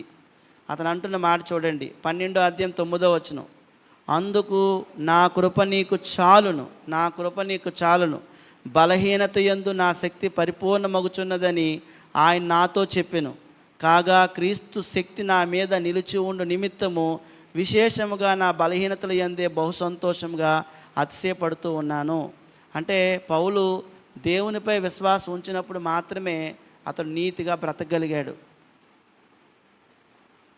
నీతిగా జీవించగలిగాడు. అతని బలాన్ని నమ్ముకోలేదు, అతని ఆస్తిని నమ్ముకోలేదు, అతని గొప్పతనాన్ని నమ్ముకోలేదు. కాబట్టి భూమి మీద దేవుని నీతిని నెరవేర్చడంలో పౌలు గొప్ప మాదిరి. కాబట్టి సౌలు జీవితం పౌలు జీవితంగా ఎవరు మార్చారు అంటే యేసు ప్రభువారు మార్చారండి. అదే కృప. కృప అంటే చాలామంది ఏమనుకుంటారంటే ఏదైనా ఉద్యోగం వచ్చిందండి, మాకు దేవుడు బాగా కృప చూపించాడండి అని అనుకుంటాం. నిజమే, దేవుడు ఇస్తేనే. గత నెలలో చాలా మేలు చేశాడు దేవుడు, నిజమే. కానీ ఒక విషయం చెప్పమంటారా? నిజంగా దేవుని కృప అంటే ఏంటంటే నా జీవితం మారటమే దేవుని కృప. ఒక మనిషి వ్యక్తిత్వం మారటమే కృప అండి. అందుకే అన్నాడు నా కృప నీకు చాలు అని. దేవుని నీతిని ఎవరైతే పాటిస్తారో, యేసుప్రభు నీతిని ఎవరైతే పాటిస్తారో వారు కృప పొందినవారు. మనం అందరం ఏమనుకుంటామంటే చూడండి, వాళ్ళు చర్చికి వచ్చిన తర్వాత వాళ్ళు చాలా బాగున్నారండి, అందరూ ఆరోగ్యంగా ఉన్నారండి, అందరూ వాళ్ళకి పిల్లల్ని ఇచ్చాడండి దేవుడు, వాళ్ళకి ఇల్లు ఇచ్చాడండి దేవుడు, అన్నీ ఇచ్చాడండి, ఎంత కృప చూపుతున్నాడండి అని అంటాం. మంచిదే. కానీ నా కృప నీకు చాలుననే మాట అందరూ దానికి వాడుతారు. కానీ నా కృప నీకు చాలునంటే, ఓ సౌలా నీ జీవితం ముందు ఎలాంటిదయ్యా? నా దగ్గరికి వచ్చిన తర్వాత కదా నీ జీవితం మారింది, అది నా కృప, నీకు చాలులే వెళ్ళు అని అన్నాడు. మనిషి జీవితం మారటమే కృప అండి. చాలామంది అనుకుంటారు క్యారెక్టర్ మాత్రం బ్యాడ్గా ఉంచుకుంటాము, బయట మాత్రం మనం అన్నీ కేవలం ఏమనుకుంటాం, మంచి జాబు, మంచి హోదా, అబ్బా ఎంత బ్లెస్సింగు, ఎంత ఆశీర్వాదం అనుకుంటాం. నీ పాత జీవితం దేవుని నీతి ద్వారా మార్చుకున్నావా, నువ్వు దేవుని కృప పొందినవాడు. ఆ సందర్భంలో పౌలుతో దేవుడు అంటున్నాడు, యేసుప్రభువు వారు అంటున్నారు, నా కృప నీకు చాలు. నిన్నెంతగా మార్చాను నువ్వు నరహంతకుడు, నువ్వు అందరినీ చంపేవాడు, నీకు అసలు ఏమి మంచేదో చెడేదో సరిగ్గా తెలియదు. అలాంటి నీకు నా దగ్గర శిష్యుడిగా చేర్చుకొని నీ జీవితాన్నే మార్చేశాను. నీ అనారోగ్యం ఒక లెక్క, నీ జీవితం మారింది చాలు, నువ్వు ఇప్పుడు చచ్చిపోతే నా దగ్గరికి వచ్చేస్తావు అని అన్నాడు దేవుడు. కాబట్టి నా కృప నీకు చాలునంటే దేవుడి యొక్క కృపను బట్టి సౌలు జీవితం పౌలు జీవితంగా మారింది. నీతిని నేర్పించడమే కృప. ఈరోజు మనం దేవుని సన్నిధిలోకి వస్తున్నాం, దేవుడు మనకు నీతిని నేర్పిస్తున్నాడు, అది కృప. నాయనా మా పిల్లలు కూడా నీతి న్యాయాలతో బ్రతకాలని ఎవరు కోరుకున్నారు? బైబిల్లోని ఎవరు కోరుకున్నారండి? అబ్రహాము కోరుకున్నాడు. అబ్రహాం అనుకున్నాడు, నా ఇంటి వారు కూడా నీతి న్యాయాలతో జీవించాలి, నా పిల్లలు కూడా నీతి న్యాయాలతో జీవించాలి, అది దేవుని కృప. ఒకవేళ మీ ఇంట్లో ఉన్నవారు ఇంకా రక్షణ పొందుకోకపోతే మీ ఇంట్లో కృప లేదు, రక్షణ లేకపోతే. నువ్వు అనుకుంటున్నావు అన్నీ నాకు సమస్యలే ఉన్నాయంటే, పౌలు ఏ సందర్భంలో ప్రార్థన చేస్తున్నాడంటే, అయ్యా నేను ఎంతో అనారోగ్యంతో ఉన్నాను, నీ సేవే చేస్తున్నాను, మరి నేను సేవ చేస్తున్నాను కదా నాకు ఆరోగ్యం ఇవ్వంటే, అరే నేను నీకు ఆరోగ్యం ఇస్తే నువ్వు మళ్ళీ మారిపోతావురా, నువ్వు దుర్మార్గుడు అయిపోతావు, నువ్వు మళ్ళీ హింసకుడు అయిపోతావురా, నేను నీకు ఆరోగ్యం ఇవ్వదలుచుకోలేదు. నా కృప ఏంటంటే నీ మనసు మారింది చూసావా, నీ జీవితం మారింది చూసావా, అది చాలులే వెళ్ళిపో అంటే, అలాగే నాయనా నాకు ఆ పాత జీవితం మళ్ళీ వద్దు, ఈ కొత్త జీవితం నాకు కావాలనుకొని ప్రార్థన చేయడం మానేశాడు. ఏ విషయంలోని? ఆరోగ్య విషయంలో. అందుచేత సౌలు జీవితము పౌలు జీవితంగా మార్చినది ఏంటంటే దేవుని యొక్క మహాకృప, ఆశ్చర్యమైన కృప. కాబట్టి అంటున్నాడు, యేసు ప్రభు వారు అంటున్నారు, నా కృప నీకు చాలుని అన్నాడు. ఒకసారి అపోస్తుల కార్యాల గ్రంథంలో 9వ అధ్యాయంలోని 15వ వచనంలో ఎంత కృప చూపించాడంటే చూడండి ఏమన్నాడు. 9:15. ఒకప్పుడు క్రైస్తవులను పీడించేవాడు, ఇప్పుడు ఏం చేస్తున్నాడంటే పౌలు చేసిన సేవ మామూలు సేవ కాదండి, చెప్తాను చూడండి. ఇప్పుడు ఆ వచనం చదవండి. అందుకు ప్రభు అంటున్నాడు అతనితో, ఏమన్నాడు? నీవు వెళ్ళిపో, అన్యజనుల ఎదుట, రాజుల ఎదుటను, ఇశ్రాయేలు ఎదుటను నువ్వు నా నామం ఈ రోజు నుంచి భరించాలి. నా నామం భరించడానికి ఇతరుని నేర్పరచుకున్న సాధనమై ఉన్నాడు. ఇతను నా నామం కొరకు ఎన్ని శ్రమలు అనుభవించవలనో నేను ఇతనికి చూపుతానని అతనితో చెప్పాను. అననీయతో మాట్లాడుతున్నాడు. సౌలు జీవితమునకు ఒక కొత్త ఉద్దేశాన్ని, కొత్త పనిని ఉంటుందని ప్రభు యొక్క ఆలోచన. ప్రభు అలాంటి ఆలోచనతో నియమించుకున్నాడు ఆయన్ని. ఇంతవరకు ఎవరినైతే చంపేవాడో, ఎవరినైతే హింసించేవాడో, ఎవరినైతే బాధ పెట్టేవాడో, ఏ చెడ్డనీతినైతే జరిగించాడో దాని నుంచి మరలపోయేటట్లుగా చేయాలనేది ప్రభు యొక్క ఆలోచన. ఆ ఆలోచన ఎవరికి చెప్తున్నాడంటే అననీయకు చెప్తున్నాడు ప్రభు.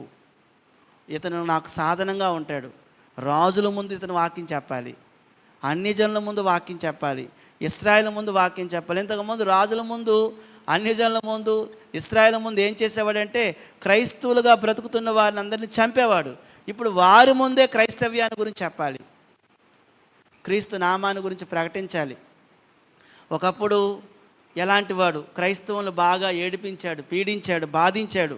ఇప్పుడు చూడండి, ఆ సువార్తను రోమా ప్రపంచంలోనే ఎన్నో ప్రాంతాలకు తీసుకొని వెళ్ళాడు. ఇంచుమించు పౌలేటండి 2 ఖండాల్లో సువార్త చేశాడటండి. 2 ఖండాలు, మన 2 ఊర్లు కాదండి, ఒక జిల్లా కాదు. ఆసియాలోని, ఐరోపా ఖండాల్లోని ఆ 2 ఖండాలన్నీ తిరిగేసి అనేకులకు యేసుప్రభు నమ్ముకోమని, యేసుప్రభు నీతే సరైన నీతని అందరికీ బోధించాడు. ఆ నీతి తప్ప మరొక నీతి లేదని తెలియచేశాడు. పౌలు రాసిన పత్రికలు ఎన్ని ఉన్నాయండి ఇందులోని? ఎన్ని పత్రికలు రాశాడు? కొత్త 13 పత్రికలు ఆయన ఉన్నాయి ఇందులోని. 21 పత్రికలు ఉన్నాయి మొత్తం. ఆయన రాసిన పత్రికలు 13 పత్రికలు ఉన్నాయి.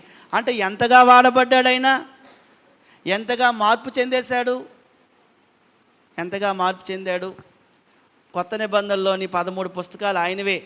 అపోస్తుల కార్యాల్లోని పౌలు సేవ సగభాగం అంతా ఆయన సేవ గురించే రాయబడింది.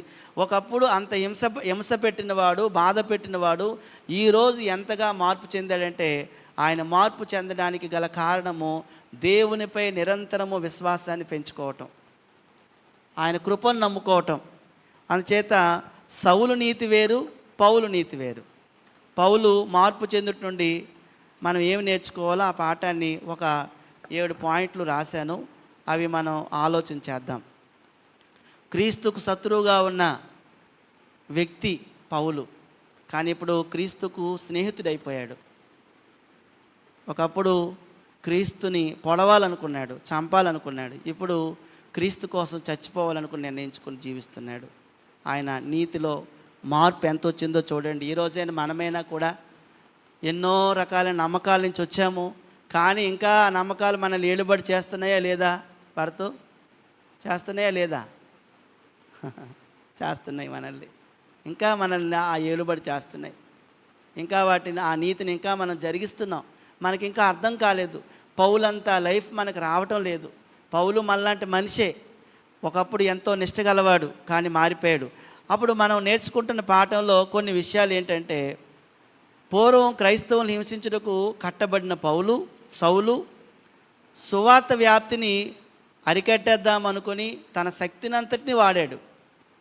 ఏ పని ఆపేద్దామని? ఆపగలిగాడా? ఆయన గురించి ఒక మాట తెలుసండి. యేసుప్రభు వారు అంటారు అతన్ని, ఏమయ్యా సౌలు, ఏంటి నా పని ఆపేస్తావా నువ్వు? రా నీకు చూపిస్తాను, నేనేంటో చూపిస్తాను రా అని అతన్నే వాడుకున్నాడు, బహుగా వాడుకున్నాడు. 2 ఖండాల్లో సేవ చేశాడు, 13 పత్రికలు రాశాడు. ఎంత గొప్పవాడండి యేసుప్రభు వారు.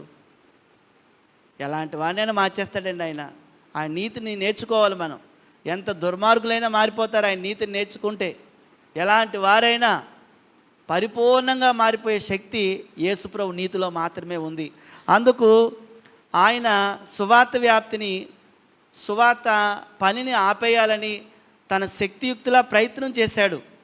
యేసుప్రభు వారిని ఎప్పుడైతే కలుసుకున్నాడో తన మార్గాలు ఏవైతే ఉన్నాయో తన మార్గాలను, తనకున్న గుర్తింపును, తన హృదయాన్ని పూర్తిగా మార్చుకున్నాడు. నా హృదయం బాగలేదు, నాకు ఈ గుర్తింపు మంచిది కాదు, అయ్యో నేను క్రైస్తవులను చంపేసిన పేరు సంపాదించుకుంటున్నాను.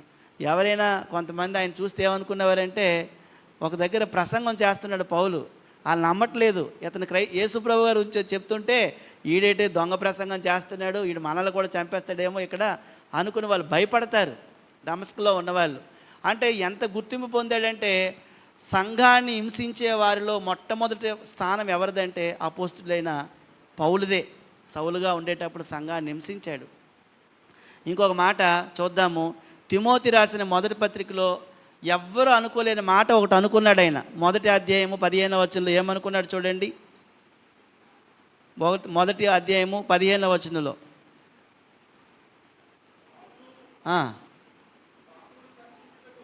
పాపులను రక్షించుటకు లోకంలోకి వచ్చాడు, వాక్యము నమ్మదగినదియు పూర్ణ అంగీకారం యోగ్యమైనది ఉన్నది, అట్టి వారిలో నేను ప్రధానను. పాపుల్లో కల్లా ప్రధాన పాపిని ఎవరు అనుకున్నారండి? పాపాలు చేసేవాళ్ళు ఎవరైనా ఉంటే అందరికన్నా ఫస్ట్ ర్యాంక్ నాకే ఇవ్వాలి అని ఎవరు అనుకున్నారు? పౌలు పూర్వం జీవితం అది. నేను ప్రధాన పాపిని అన్నాడండి ఆయన. అంతగా ఘోరంగా జీవించాడు ఆయన. తర్వాత మార్పు చెందిన తర్వాత ఆయన గురించి కొన్ని మాటలు చూస్తే, మొదటి కొరింథీ పత్రిక 1వ అధ్యాయం 1వ వచనం. మార్పు చెందిన తర్వాత మొదటి కొరింథీ పత్రిక 1:1.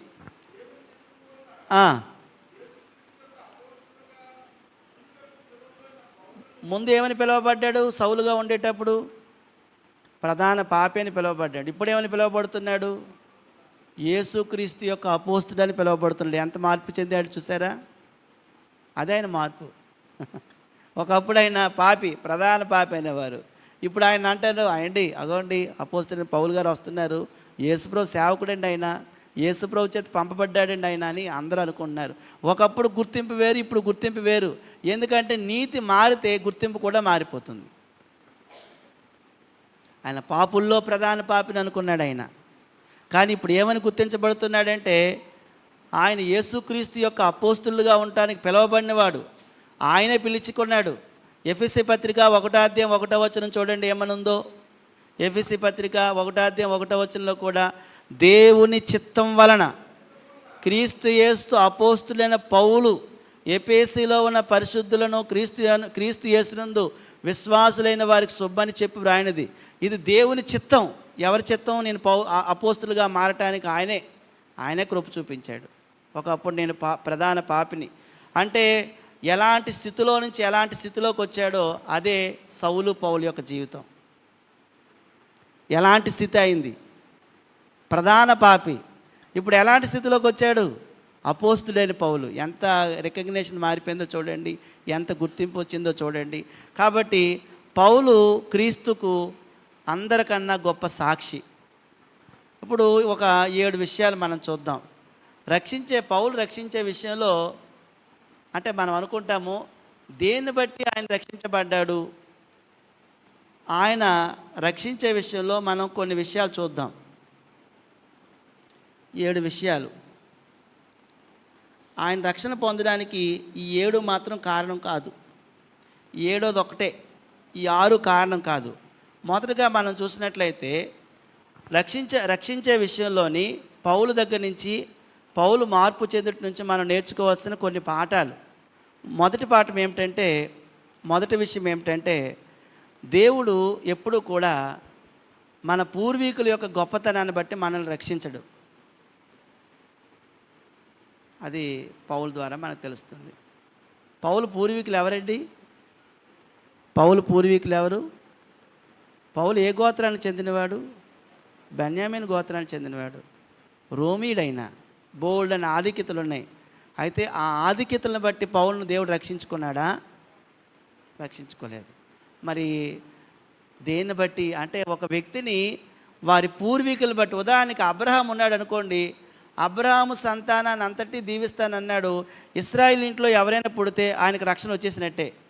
కానీ ఈరోజు ఒకసారి చూడండి, ఈరోజు నేను భక్తిగా జీవిస్తున్నాను అనుకోండి, మా ఇంట్లో నాకు ఒక కొడుకు పుట్టాడు, నాకు ఒక కూతురు పుట్టింది, నేను భక్తిగా ఉన్నాను, బాప్తిజం పొందుకున్నాను, ఇప్పుడు నేను క్రైస్తవుని అయ్యాను, నా భార్య క్రైస్తవురాలు, కానీ ఆ ఇద్దరు పిల్లల్ని క్రైస్తవులని పిలవచ్చా?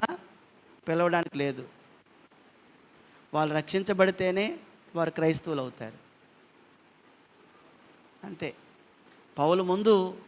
పౌలు చాలా పూర్వీకులు చాలా గొప్పవారు.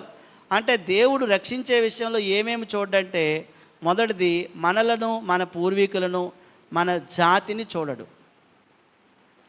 రక్షించే విషయంలో మన పూర్వీకులు, మన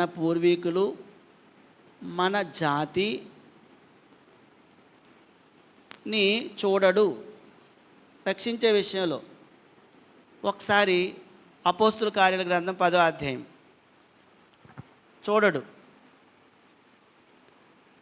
అది పౌలు కూడా చాలాసార్లు చెప్పాడు. మనం 10వ అధ్యాయం 34, 35 చదివేయండి. దేవుడు పక్షపాతి కాడు. చూడండి ఏం చెప్తుండే, ప్రతి జనములోనూ ఎవరికి భయపడి? దేవుడికి భయపడి నీతిగా నడుచుకున్న వారిని, అదండి, ఎవరైతే భయపడతారో, ఎవరైతే నీతిగా జీవిస్తారో వారిని అంగీకరిస్తాడట ఆయన. కాబట్టి రక్షించే విషయంలో దేవుడు మనలను, మన పూర్వీకులను, మన జాతిని చూడడు ఆయన. దేవునితో మనకున్న సంబంధం జాగ్రత్తగా ఉండాలి. రెండో పాఠం ఏంటంటే, ఆయన ఒక గొప్ప బోధకుడు దగ్గర వాక్యం నేర్చుకున్నాడు, ధర్మశాస్త్రం నేర్చుకున్నాడు. ప్రసిద్ధి చెందిన గొప్ప బోధకుల దగ్గర ఉన్నా కూడా వారికి కూడా రక్షణ లేదు. మన పూర్వీకులను బట్టి కానీ, మన జాతిని బట్టి మనకి ఈ నీతి అనేది రాదు.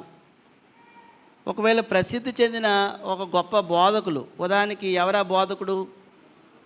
గమలీయేలు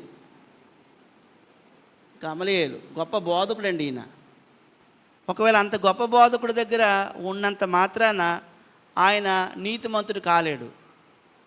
ఒకవేళ ఆయన ఎన్ని సంవత్సరాలు నేర్చుకున్నాడో బైబిల్లో లేదు, కానీ ఆ వచనం అయితే చెప్పబడింది. 22వ అధ్యాయం అపోస్తుల కార్యాల గ్రంథంలో పౌలు కాలంలోని గొప్ప ఉపాధ్యాయుల్లో ఒకరు ఆయన గమలీయేలు. 22:3 చూడండి. నేను కిలికియాలోను తార్సులో పుట్టిన యోధా మతస్థుడు. అయితే ఈ పట్టణం అంటే యెరూషలేం పట్టణంలో పెరిగి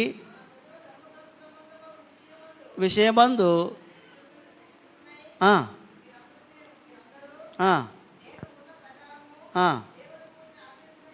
ఎంత ఆసక్తితో ఆయనకి, దేవుని పట్ల ఆసక్తితో ఉన్నాడు ఆయన. అంటే పాయింట్ ఏంటంటే, పౌలు కాలంలోని అతడు ఒక గొప్ప బోధకుడి దగ్గర పాఠాలు నేర్చుకున్నాడు. ఆ పాఠాలు నేర్చుకొని ఆ బోధకుడి దగ్గర ఆయన శిష్యర్కం చేసినప్పటికి కూడా మనం చెప్పుకునే నీతి అతనికి రాలేదు. అది మనం గమనించాలి. అంటే దేవుని యొక్క నీతి మనకు రావాలన్నా, మనం నీతిమంతుడిగా తీర్చబడాలన్నా ఇవేవి కారణాలు కాదు రక్షించబడటానికి.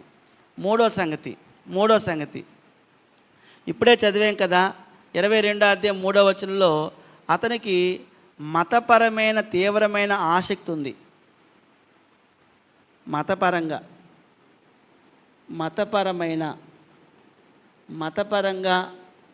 తీవ్రమైన ఆసక్తి గలవాడు.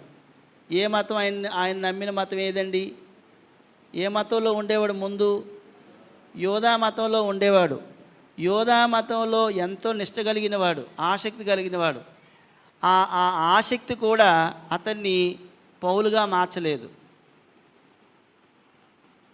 ఒక గొప్ప బోధకుడి దగ్గర ట్రైనింగ్ అవ్వటం వల్ల అతను పౌలుగా మారలేదు. అతడు పూర్వీకులు యూదులు, అతడు ఇశ్రాయేలు జాతివాడు, అయినప్పటికి కూడా అతడు పౌలుగా మారలేదు. పౌలుగా మారలే. మన పాయింట్ ఆలోచన చేయండి. అంటే మనం ఏం నేర్చుకుంటున్నామంటే, ఒక వ్యక్తి నీతిమంతుడిగా చేయబడాలన్నా, ఒక వ్యక్తి సరైన దాన్ని ఒకవేళ సరైన దాన్ని చెయ్యాలన్నా, దేవుడికి ఇష్టమైనది చెయ్యాలంటే, ఒకవేళ ఆయన ఏమండి పలానా ఒక మంచి వంశంలో పుట్టాడండి, అతనికేం తెలియదండి నీతి, అతనికి తెలుసండి, అతనికి యేసుప్రభు అవసరం లేదండి, అతనికి ఎందుకు యేసుప్రభు అనడానికి లేదు. వాళ్ళు చాలా పెద్ద జాతిలో పుట్టారండి, బ్రాహ్మిన్స్ అండి వాళ్ళకి ఎందుకంటే నీతి, ఆయనకి ఎందుకంటే యేసుప్రభు వారు అసలు అవసరమే లేదు, వాళ్ళే ఇంకెవరికైనా నీతిని బోధిస్తారని అనడానికి లేదు. ఎంత గొప్ప వంశంలో పుట్టేసినా, ఒక పెద్ద ఫ్యాక్టరీ ఇంట్లో పుట్టేసినా, ఎంతో పేరు ప్రఖ్యాతులు, ఇప్పుడు వేదాంతులు పండితులు ఉంటారు కదా, వాళ్ళ పేర్ల ముందు శ్రీ శ్రీ శ్రీ శ్రీ శ్రీ 4-5 స్త్రీలు ఉంటాయి, ఆ పేర్లు ఉన్న వాళ్ళు ఉంటారు కదా, వాళ్ళ ఇంట్లో పుట్టేసిన కానీ ఆ నీతి రాదు. అంతకన్నా గొప్పవాడు పౌలు, సౌలుగా ఉండేటప్పుడు. సౌలు పౌలుగా మారటంలోని ఇది పని చేయలేదు. సౌలు పౌలుగా మారటంలోని ఒక గొప్ప బోధకుడి దగ్గర ట్రైనింగ్, నేను మా అబ్బాయిని పలానా రామయ్య దగ్గర పంపించేస్తామండి, పలానా దగ్గర పంపిస్తామండి, పలానా చోట నేర్పిస్తామండి, మరి మా వాడికి నీతి బాగా అబ్బుతుందంటే ఆ నీతి రాదు. మూడోది, మతపరమైన తీవ్రమైన ఆసక్తి. అంటే ఈ ప్రపంచంలో ఎన్నో మతాలు ఉన్నాయి, అవునా కాదా? ఉన్నాయండి, లేవా? ఉన్నాయి. ఏ మతంలోనైనా నువ్వు తీవ్రంగా ఆ మతానికి సంబంధించిన ఆచారాలన్నీ బాగా పాటించేసినా నీవు దేవుని నీతి నేర్చుకోలేవు, దేవుని నీతి నీకు రాదు. అది దేవుని నీతి రావాలంటే, దేవుడి దృష్టిలో సరైనది మనం చెయ్యాలంటే యేసు ప్రభు దగ్గర కూర్చోవటమే. యేసు ప్రభు వారు ఎక్కడైనా అన్నారా నా దగ్గరకు వచ్చి నేర్చుకోండి అని? ఎక్కడన్నారు?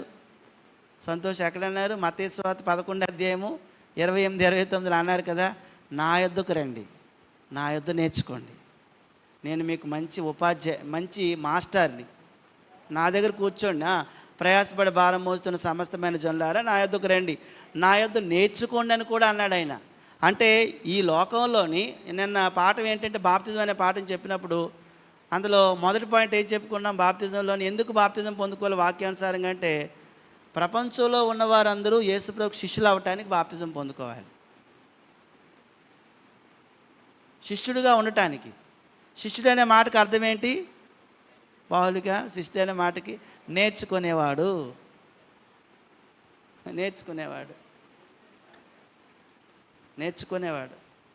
వెంబడించేవాడు. ఎవరిని వెంబడిస్తే నీతి మనకు వస్తుంది. ఎవరిని వెంబడించటం వల్ల సౌలు పౌలుగా మారాడు. సౌలు పౌలుగా మారడానికి బోర్డు వైపు చూడండి. అతని పూర్వీకుల కారణమా, అతని జాతి కారణమా, అతను నేర్చుకున్న గొప్ప బోధకుడు కారణమా, అతను తీవ్రమైన ఆసక్తితో యోధా మతాన్ని ఆచరించడమా? చెప్పండి కారణం ఏంటో గట్టిగా. ఈ 3 కాదు. మీరు అంటారు కొంతమంది, ఏమండి వాళ్ళెంత నీతిమంతులండి, వాళ్ళలాగా మనమైనా సేవ చేయలేమని. అంటే నువ్వు దేవుడి దగ్గర పోల్చొద్దు, నీకు అర్థం కాలేదు. ఎందులోనైనా మనం సేవ చేసినా, ఏ మతంలో సేవ చేసినా ఆ మతం కేవలం మౌఢ్యం మాత్రమే. మతం మార్గం కాదు, కేవలం మార్గం యేసుప్రభు వారు చెప్పారు. ఆ యేసుప్రభు దగ్గర కూర్చొని మనం నేర్చుకుంటేనే సౌలు ఎలాగైతే పౌలుగా మారాడో మన పాత జీవితం కూడా పోతుంది. 3వ పాయింట్ అది. 4వది ఏంటంటే, 3వ విషయం ఒకసారి చూద్దాము. గలతీ పత్రికలో 1వ అధ్యాయం చదివారు కదా ఇందాక, అందులో అతనికి ఎంత ఉత్సాహం ఉందో చూడండి. పౌలుగా మారకముందు ఎలాంటి ఆయన చూడండి. గలతీ పత్రిక 1వ అధ్యాయం త్వరగా తీయండి. 1వ అధ్యాయం నేను చదువుతాను చూడండి, అది చదవలేదు మనం. ఎంత ఆసక్తిపరుడో చూడండి మతం అంటే ఆయనకి. 13వ వచనం, పూర్వమందు యోధా మతస్థున్నై ఉన్నప్పుడు. కొంతమంది అంటారు, ఏమండి మేము పలానా ఊరండి, పలానా అప్పుడు ఇన్నిసార్లు తిరిగామండి ఆ ఊరు, పలానా తిరుపతి వెళ్ళామండి ఇన్నిసార్లు, పలానా శబరిమల ఇన్నిసార్లు వెళ్ళామండి, పలానా ఆ తాతయ్య దగ్గరికి ఇన్నిసార్లు వెళ్ళామండి, ఇక్కడికి ఇన్నిసార్లు వెళ్ళామంటే నువ్వు ఎన్నిసార్లు వెళ్ళు, నువ్వు ఒకవేళ రోజు వెళ్ళిపో, నువ్వు పౌల్లాగా మారలేవు. పౌల్లా మారాలంటే ఎవరి దగ్గర కూర్చోవాలి? ప్రభు దగ్గర కూర్చోవడం వల్ల. నీ జీవితం, నీ క్యారెక్టర్ డెవలప్ అవ్వాలంటే, బిల్డప్ చేసుకోవాలంటే, నీ పాత జీవితం పోవాలంటే కేవలం ఆ నీతి క్రొత్త నిబంధనలో మాత్రమే ఉంది. ఆ క్రొత్త నిబంధన అందుకే ఇచ్చాడు క్రొత్త నిబంధన.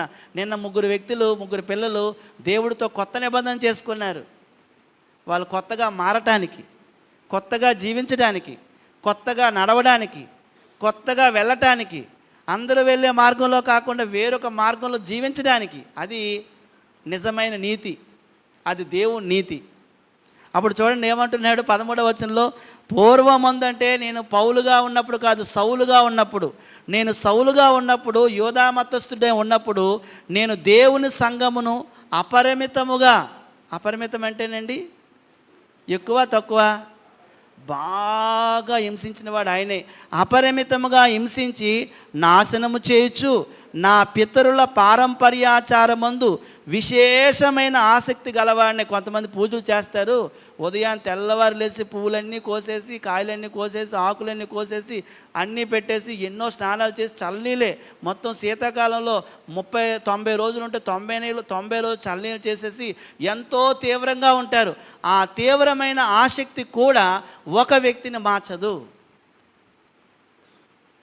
నువ్వు మారాలంటే ప్రభు దగ్గర కూర్చోవాలి. నేను మారాలంటే నా ప్రభు మంచి మాస్టర్, ఆయన దగ్గర కూర్చోవాలి. అందుకే ప్రభు అంటున్నాడు మరియమ్మతోని, అమ్మా మార్తా, నువ్వేంటంటున్నావు? ఇదేంటి ఈమె ఇక్కడ కూర్చుందని అంటున్నావు? నువ్వు బాగా పనులు పెట్టుకొని తిరుగుతున్నావు కదా, అసలు నువ్వు ఎంచుకున్న దానికన్నా మరియమ్మ ఎంచుకున్నదే గొప్పదమ్మా, ఉత్తమమైందమ్మా అని చెప్పేశాడు ఆయన. ప్రపంచంలో ఎవరైనా ఎన్ని పనులు చేస్తున్నా, ఎంత గొప్పగా సామర్థ్యం ఉన్న వాళ్ళైనా, ఎన్ని తలాంతులు టాలెంట్స్ ఉన్నా, ఎంతగా ప్రపంచమంతా తిరిగేసి 2 చేతులు కొన్ని కోట్లు లక్షలు సంపాదించిన ఆయన ప్రభు దగ్గర కూర్చుంటేనే మారగలడు. బిల్ గేట్స్ అయినా, బిల్ క్లింటన్ అయినా, ముఖేష్ అంబానీ అయినా, ఏ అంబానీలైనా, ఏ మల్లికార్జునరావులైనా, ఎంతమంది అయినా ప్రభు పాదాల దగ్గర కూర్చుంటేనే వాళ్ళు మారుతారు. వారు చేసేది నీతి కాదు. అంతకన్నా గొప్పగా సౌలు చేశాడు. సౌలు మార్పు చెందాడు. ఎప్పుడు మార్పు చెందాడంటే ఇగో ఈ సమయంలో. పౌలు మార్పు చెందిన తర్వాత 3 సంవత్సరాల పాటు యేసు ప్రభువే ఆయనకు బోధించాడు. పౌలు మార్పు చెందిన తర్వాత పేతురును, యాకోబును, అపోస్తలులను కలుసుకున్నాడు. అలా సమయంలోనే నీతిని గూర్చి తెలుసుకొని ఆయన నీతి సరైనది కాదని అతనికి ఆలోచన వచ్చింది. ఈరోజు ఎవరైనా యేసు ప్రభు దగ్గరికి ఎందుకు రారో తెలుసండి? వాళ్ళ అహం పోతుందని రారు, వాళ్ళ స్టైల్ పోతుందని రారు, వాళ్ళ క్యారెక్టర్, వారి పర్సనాలిటీ పోతుందని రారు. యేసు ప్రభు దగ్గరికి వచ్చారనుకోండి, పర్సనాలిటీ అంతా మార్చుకోవాలి. అవన్నీ మార్చుకోవడం కష్టం కాబట్టి ఎవరు రారు. ధనవంతులకు అసలు యేసు ప్రభు వారంటే ఇష్టం ఉండరు, కనీసం బైబిల్ చూడరు వాళ్ళు. ఎందుకంటే అది చేస్తే కనుక మార్చుకోవాలి. చెప్పండి, మన పూర్వీకులు మన జాతిని బట్టి రక్షణ లేదా మార్పు రాదు. మన ప్రసిద్ధి చెందిన గొప్ప బోధకుల దగ్గర కూర్చున్న, గమలీయేలు దగ్గర కూర్చున్న అతను సౌలుగానే ఉన్నాడు తప్ప పౌలుగా మారలేదు. మతపరమైన తీవ్రమైన ఆసక్తితో ఉన్నప్పటికీ కూడా అతను మార్పు చెందలేదు. మరొక మాట చదువుదాము. అపోస్తుల కార్యాల గ్రంథము 26వ అధ్యాయము 5వ వచనం చదవండి ఏమనుందో. అతను సాక్ష్యం చెప్తున్నాడు పౌలు. 26:5 వారు 26:5 వారు మొదటి నుండి నన్ను ఎరిగిన వారు. ఎవరు వారంటే యూదుల్లో ఉన్నవారు. గనుక సాక్ష్యం ఇచ్చుటకు వారికి ఇష్టమైతే నేను మన మతంలోని బహునిష్టగల తెగను అనుసరించి పరిసయ్యుడిగా ప్రవర్తించినట్లు చెప్పగలను. కొంతమంది ఉదయం నుంచి స్నానం చేసి రోజుకి 7 మార్లు స్నానం చేస్తారు, మంత్రాలు ఉచ్చారణ చేస్తారు నోట్లో, వాళ్ళకి ఎన్నో మంత్రాలు వచ్చు, కానీ నీతి రాదు, దేవుని నీతి రాదు. దేవుడు ఏది సరైందో చెప్పాలంటే అది వాళ్ళకి తెలియదు. నేను పూర్వము ఎలాంటి వాడినో అగ్రప్రాజా వాళ్ళని అడిగితే తెలిసిపోతుంది నేను ఎంత నిష్టగలవాడినో, నేను ఎంత పెర్ఫెక్ట్గా జీవించానో, ఎంత బహునిష్టగల పరిచయలు తెగను నేను ఎంతగా ఆచరించానో వాళ్ళకి తెలుసు. కానీ అవి కూడా నన్ను కాపాడలేకపోయాయి అని చెప్పాడు అక్కడ. అందుకే అగ్రిప్పరాజు ఏమన్నాడు చూడండి, 26 అధ్యాయంలోనే అగ్రిప్పరాజు అంటాడు, ఒక మాట అంటాడు. 28వ వచనం చదువుతున్నాను చూడండి, ఏమన్నాడు? 28వ వచనం, అందుకు అగ్రిప్ప, ఎంత సులభముగా నన్ను క్రైస్తవుని చేయిచూచున్నావే అని సౌలుతో. క్రైస్తవుడు అనే మాట 2 చోట్ల ఉంది బైబిల్లో. అగ్రిప్పరాజు ప్రసంగం విని అంటున్నాడు, ఏం సౌలా, ఏంటి నువ్వు అంతగా మారిపోయి నన్ను కూడా మార్చేస్తావు క్రైస్తవుడిగా అనేసి అగ్రిప్పరాజు అంటే, అప్పుడు అతను అంటున్నాడు 26వ వచనంలో, 29వ వచనంలో, అందుకు పౌలు అంటున్నాడు, సులభముగానో దుర్లభముగానో తమరు మాత్రం కాదు, నేడు నా మాట వినిన వారందరూ ఈ బంధకములు తప్ప నావలే ఉండాలని దేవుడు అనుగ్రహించునుగాక, ఆమెన్. అదండి, అంటే పౌలు ఎక్కడ ప్రసంగం చేసినా అందరినీ క్రైస్తవులుగా మార్చేయడమే అతని దృష్టి. మనము ఎన్ని మాట్లాడుతాం కానీ ఒక్క దేవుని విషయం కూడా చెప్పం. సుత్తి మాటలు ఎన్నైనా చెప్పమంటే చెప్తాం, బోడని మాటలు. ఒక్క దేవుని మాట కూడా అందులో ఉండదు. పౌలు ఎక్కడైనా ప్రసంగం చేశాడా, ఆ వ్యక్తి క్రైస్తవుడు అవ్వాలి. ఎందుకంటే క్రైస్తవుడు అయితేనే నాలాంటి దుర్మార్గులను మార్చిన యేసుప్రభు వారు వారిని కూడా మార్చుతారని పౌలు ఆలోచన మారిపోయింది. పౌలు అలాగ మార్చేసుకున్నాడు ఆలోచనని. నీతంటే ఏంటో కేవలం యేసుప్రభు దగ్గరే ఉందని ఎక్కడికి వెళ్ళినా యేసుప్రభు సువార్త ప్రకటిస్తూనే ఉన్నాడు. అందుకే అగ్రిప్ప అంటాడు, ఏం సౌలా, పౌలా, అంత తొందరగా నన్ను మార్చేద్దాం అనుకుంటున్నావు అంటే, అతను అంటాడు, నువ్వు ఒక్కడవే కాదయ్యా, ఈ మీటింగ్లో ఎంతమంది కూర్చున్నారో అందరూ కూడా యేసుప్రభు నమ్ముకొని అందరూ క్రైస్తవులు అవ్వాలని చెప్పాడు. ఇప్పుడు మీ ఇంట్లో ఎంతమంది క్రైస్తవులు ఉన్నారు? మన ఇంట్లో ఎంతమంది క్రైస్తవులు ఉన్నారు? ఏమండి, నీతి దేవుని నీతి ఎలాగొస్తుంది? దేన్ని బట్టి వస్తుంది? చదువుని బట్ట? గొప్ప ఇంట్లో పుడితే, గొప్ప వంశంలో పుడితే, గొప్ప వారి దగ్గర చదువుకుంటే, మంచి కాలేజీల్లోని యూనివర్సిటీలో చదివితే నీతి వచ్చేస్తుందా? రాదు. ఆ నీతి ప్రభు దగ్గర నేర్చుకోవాలి. ఇంకా 4వ పాయింట్ చూడండి, ఏమన్నాడు? 4వది, నిజాయితీగా ఉండి కూడా అతను క్రీస్తుని హింసించాడు. నిజాయితీగా ఉండి కూడా ఆయన నిజాయితీపరుడుగా ఉన్నాడు. నిజాయితీగా ఉండి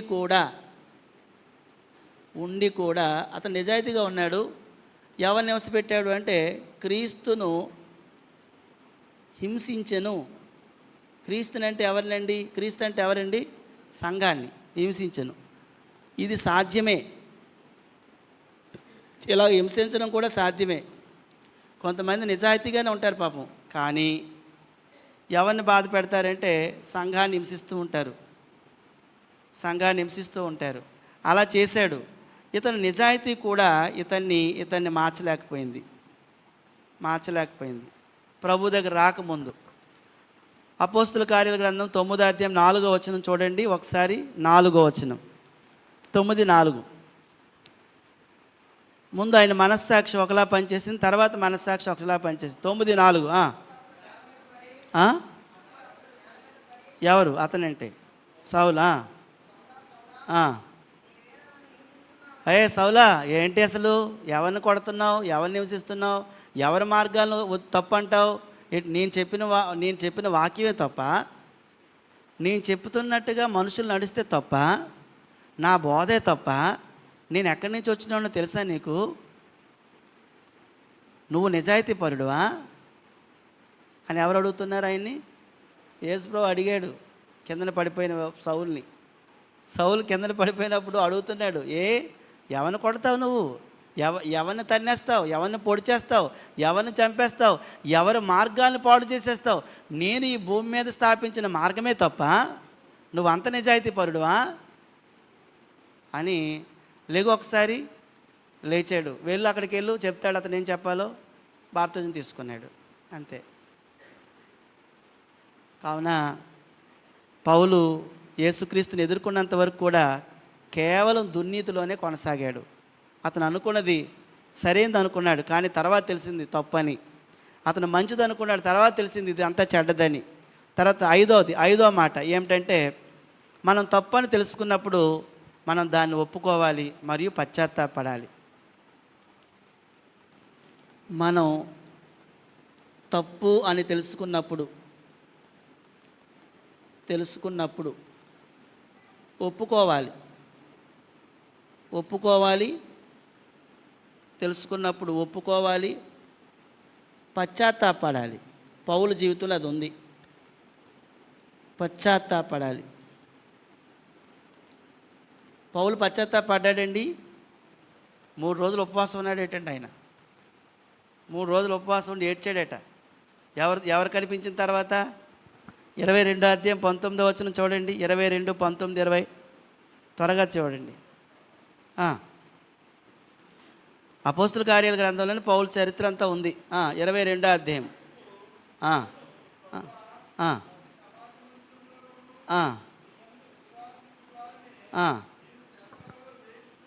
ఏం చేస్తున్నాడట? సౌలుగా ఉండేటప్పుడు అయినా అందుకు నేను, ప్రభువా, ప్రతి సమాజ మందిరములోనూ నీయందు విశ్వాసముంచు వారిని నేను చెరసాల్లో వేయుచు కొట్టుచు ఉంటినని వారికి బాగుగా తెలియను. మరియు నీ సాక్షి అయిన స్టెఫను రక్తం చిందించబడినప్పుడు నేను కూడా దగ్గర నిలిచి అందుకు సమ్మతించి అతను చంపిన వారి వస్త్రములకు కాపలా కాశాను. ఎంత దుర్మార్గుడో చూడండి. ఓకేనా? అది తెలిసింది కదా. అది తెలిసిన తర్వాత ఆయన ఏమంటున్నాడంటే, అందుకు ఆయన వెళ్ళము, నేను దూరముగా అన్యజనుల యొద్దకు నిన్ను పంపుతున్నానని నాతో చెప్పాను. అప్పుడు అన్నాడు, నువ్వు వెళ్ళు, అన్యజనులకి నువ్వు సువార్త చేయాలని చెప్పాడు. 22:16 గనుక నీవు తడువు చేయటెందుకు, లెగు, ఆయన నామాన్ని బట్టి ప్రార్థన చేసి బాప్తిజం పొంది నీ పాపాలు కడిగి వేసుకోమని చెప్పాడు. అంతే. నేను బాప్తిజం తీసుకున్నాను. ఆ రోజు పశ్చాత్తాపడ్డాను, నా పాపాలు ఒప్పుకున్నాను, నేను తప్పు చేశానని గ్రహించాను. నా పాపాలను అతడు నిజంగానే నా పాపాలు క్షమించగలడు అని నేను గ్రహించాను. బాప్తిజం తీసుకోమని చెప్పిన వెంటనే ఆ ఆజ్ఞను నేను పాటించాను. అది ఆయన పశ్చాత్తాపం, అది ఆయన మారు మనస్సు. కాబట్టి మనం తప్పు అని తెలుసుకున్నప్పుడు ఒప్పుకోవాలి, పశ్చాత్తాపడాలి. ఆ విధంగా పశ్చాత్తాపడ్డాడు. ఇంకో మాట ఏంటంటే, కేవలం విశ్వాసం ద్వారా మాత్రమే రక్షించబడరు. విశ్వాసం ఒక్కటే సరిపోదు. ఏముండాలండి విశ్వాసంతో పాటుగా? విశ్వాసం ద్వారా మాత్రమే ఒక వ్యక్తి రక్షించబడ్డు. ఏం కూడా చూపించాలంటే మాత్రమే రక్షింపబడరు. పౌలు ఏం చూపించాడు? విశ్వాసం చూపించాడు. విశ్వాసంతో పాటుగా ఇంకోటి ఉంది ఆయనలో, విధేయత. విశ్వాసము ప్లస్ విధేయత = రక్షణ. రక్షణ కావాలంటే విధేయత కూడా చూపించాలి. అది పౌల్లో మనకు కనపడుతుంది. పౌలు విధేయత చూపించాడు, వెంటనే రక్షణ పొందుకున్నాడు. తర్వాత ఆయన మాటలు విన్నాడు. ప్రభు మాటలు విని త్రోవలో ఆయన మాటలు విన్నాడు. ఒకసారి చూడండి 8వ అధ్యాయం 4వ వచనంలోని. అప్పుడు ఎవరిని అడిగాడు? అప్పుడు అడిగిన తర్వాత పశ్చాత్తాపడ్డాడు, బాప్తిజం పొందుకున్నాడు. చివరిగా క్రైస్తవులు అయిన తర్వాత మనం మన జీవితాన్ని క్రీస్తుకు అంకితం చేసుకోవాలి. మన జీవితాన్ని పౌలు అలా చేశాడు. మన జీవితమును క్రీస్తునకు అంకితం చేసేసుకోవాలి. అంకితము చేసుకోవాలి. అంకితం చేసుకోవాలి. 7 విషయాలు కనబడతాయి ఆయన యొక్క రక్షణలో, ఆయన యొక్క మార్పులో. పౌలు మార్పులోని మనం నేర్చుకోవాల్సిన పాఠాలు ఏంటంటే, ఒక వ్యక్తి తన పూర్వీకులు, తన జాతి బట్టి కానీ వంశాన్ని బట్టి కానీ నీతిని సంపాదించుకోలేడు. ఒకవేళ ఎవరైనా మంచి బోధకుల దగ్గర కూర్చున్నా నీతిని సంపాదించుకోలేడు. ఎంత మతంలో ఎంత నిష్ట పాటిస్తున్నా ఆ నీతి అతనికి రాదు, మార్పు రాదు. తర్వాత ఒక్కొక్కసారి మనం నిజాయితీగా ఉండి కూడా యేసుప్రభుని బాధ పెట్టవచ్చు. మనం తప్పని ఎవరైనా మనకు తెలియజేస్తే ఒప్పుకొని పశ్చాత్తాపడాలి. విశ్వాసం ద్వారా మాత్రమే కాదు, ప్రతిదానికి విధేయత కూడా చూపించాలి. అప్పుడు రక్షణలో కొనసాగుతాం. మన జీవితం క్రైస్తవుని అయిపోయిన తర్వాత క్రీస్తునకు అంకితం చేసుకోవాలి. పౌలు అలా అంకితం చేసుకున్నాడు. అది ఎవరి నీతి అండి? ఎవరి నీతి? పౌలు నీతి. పౌలు నీతి. కాబట్టి పౌలు వలె క్రొత్త నిబంధన పాటించి నీతిమంతులుగా జీవించాలని నన్ను నేను హెచ్చరించుకుంటూ మిమ్మల్ని కూడా హెచ్చరిస్తూ ఇంతవరకు ఓపికగా విన మీ అందరికీ కూడా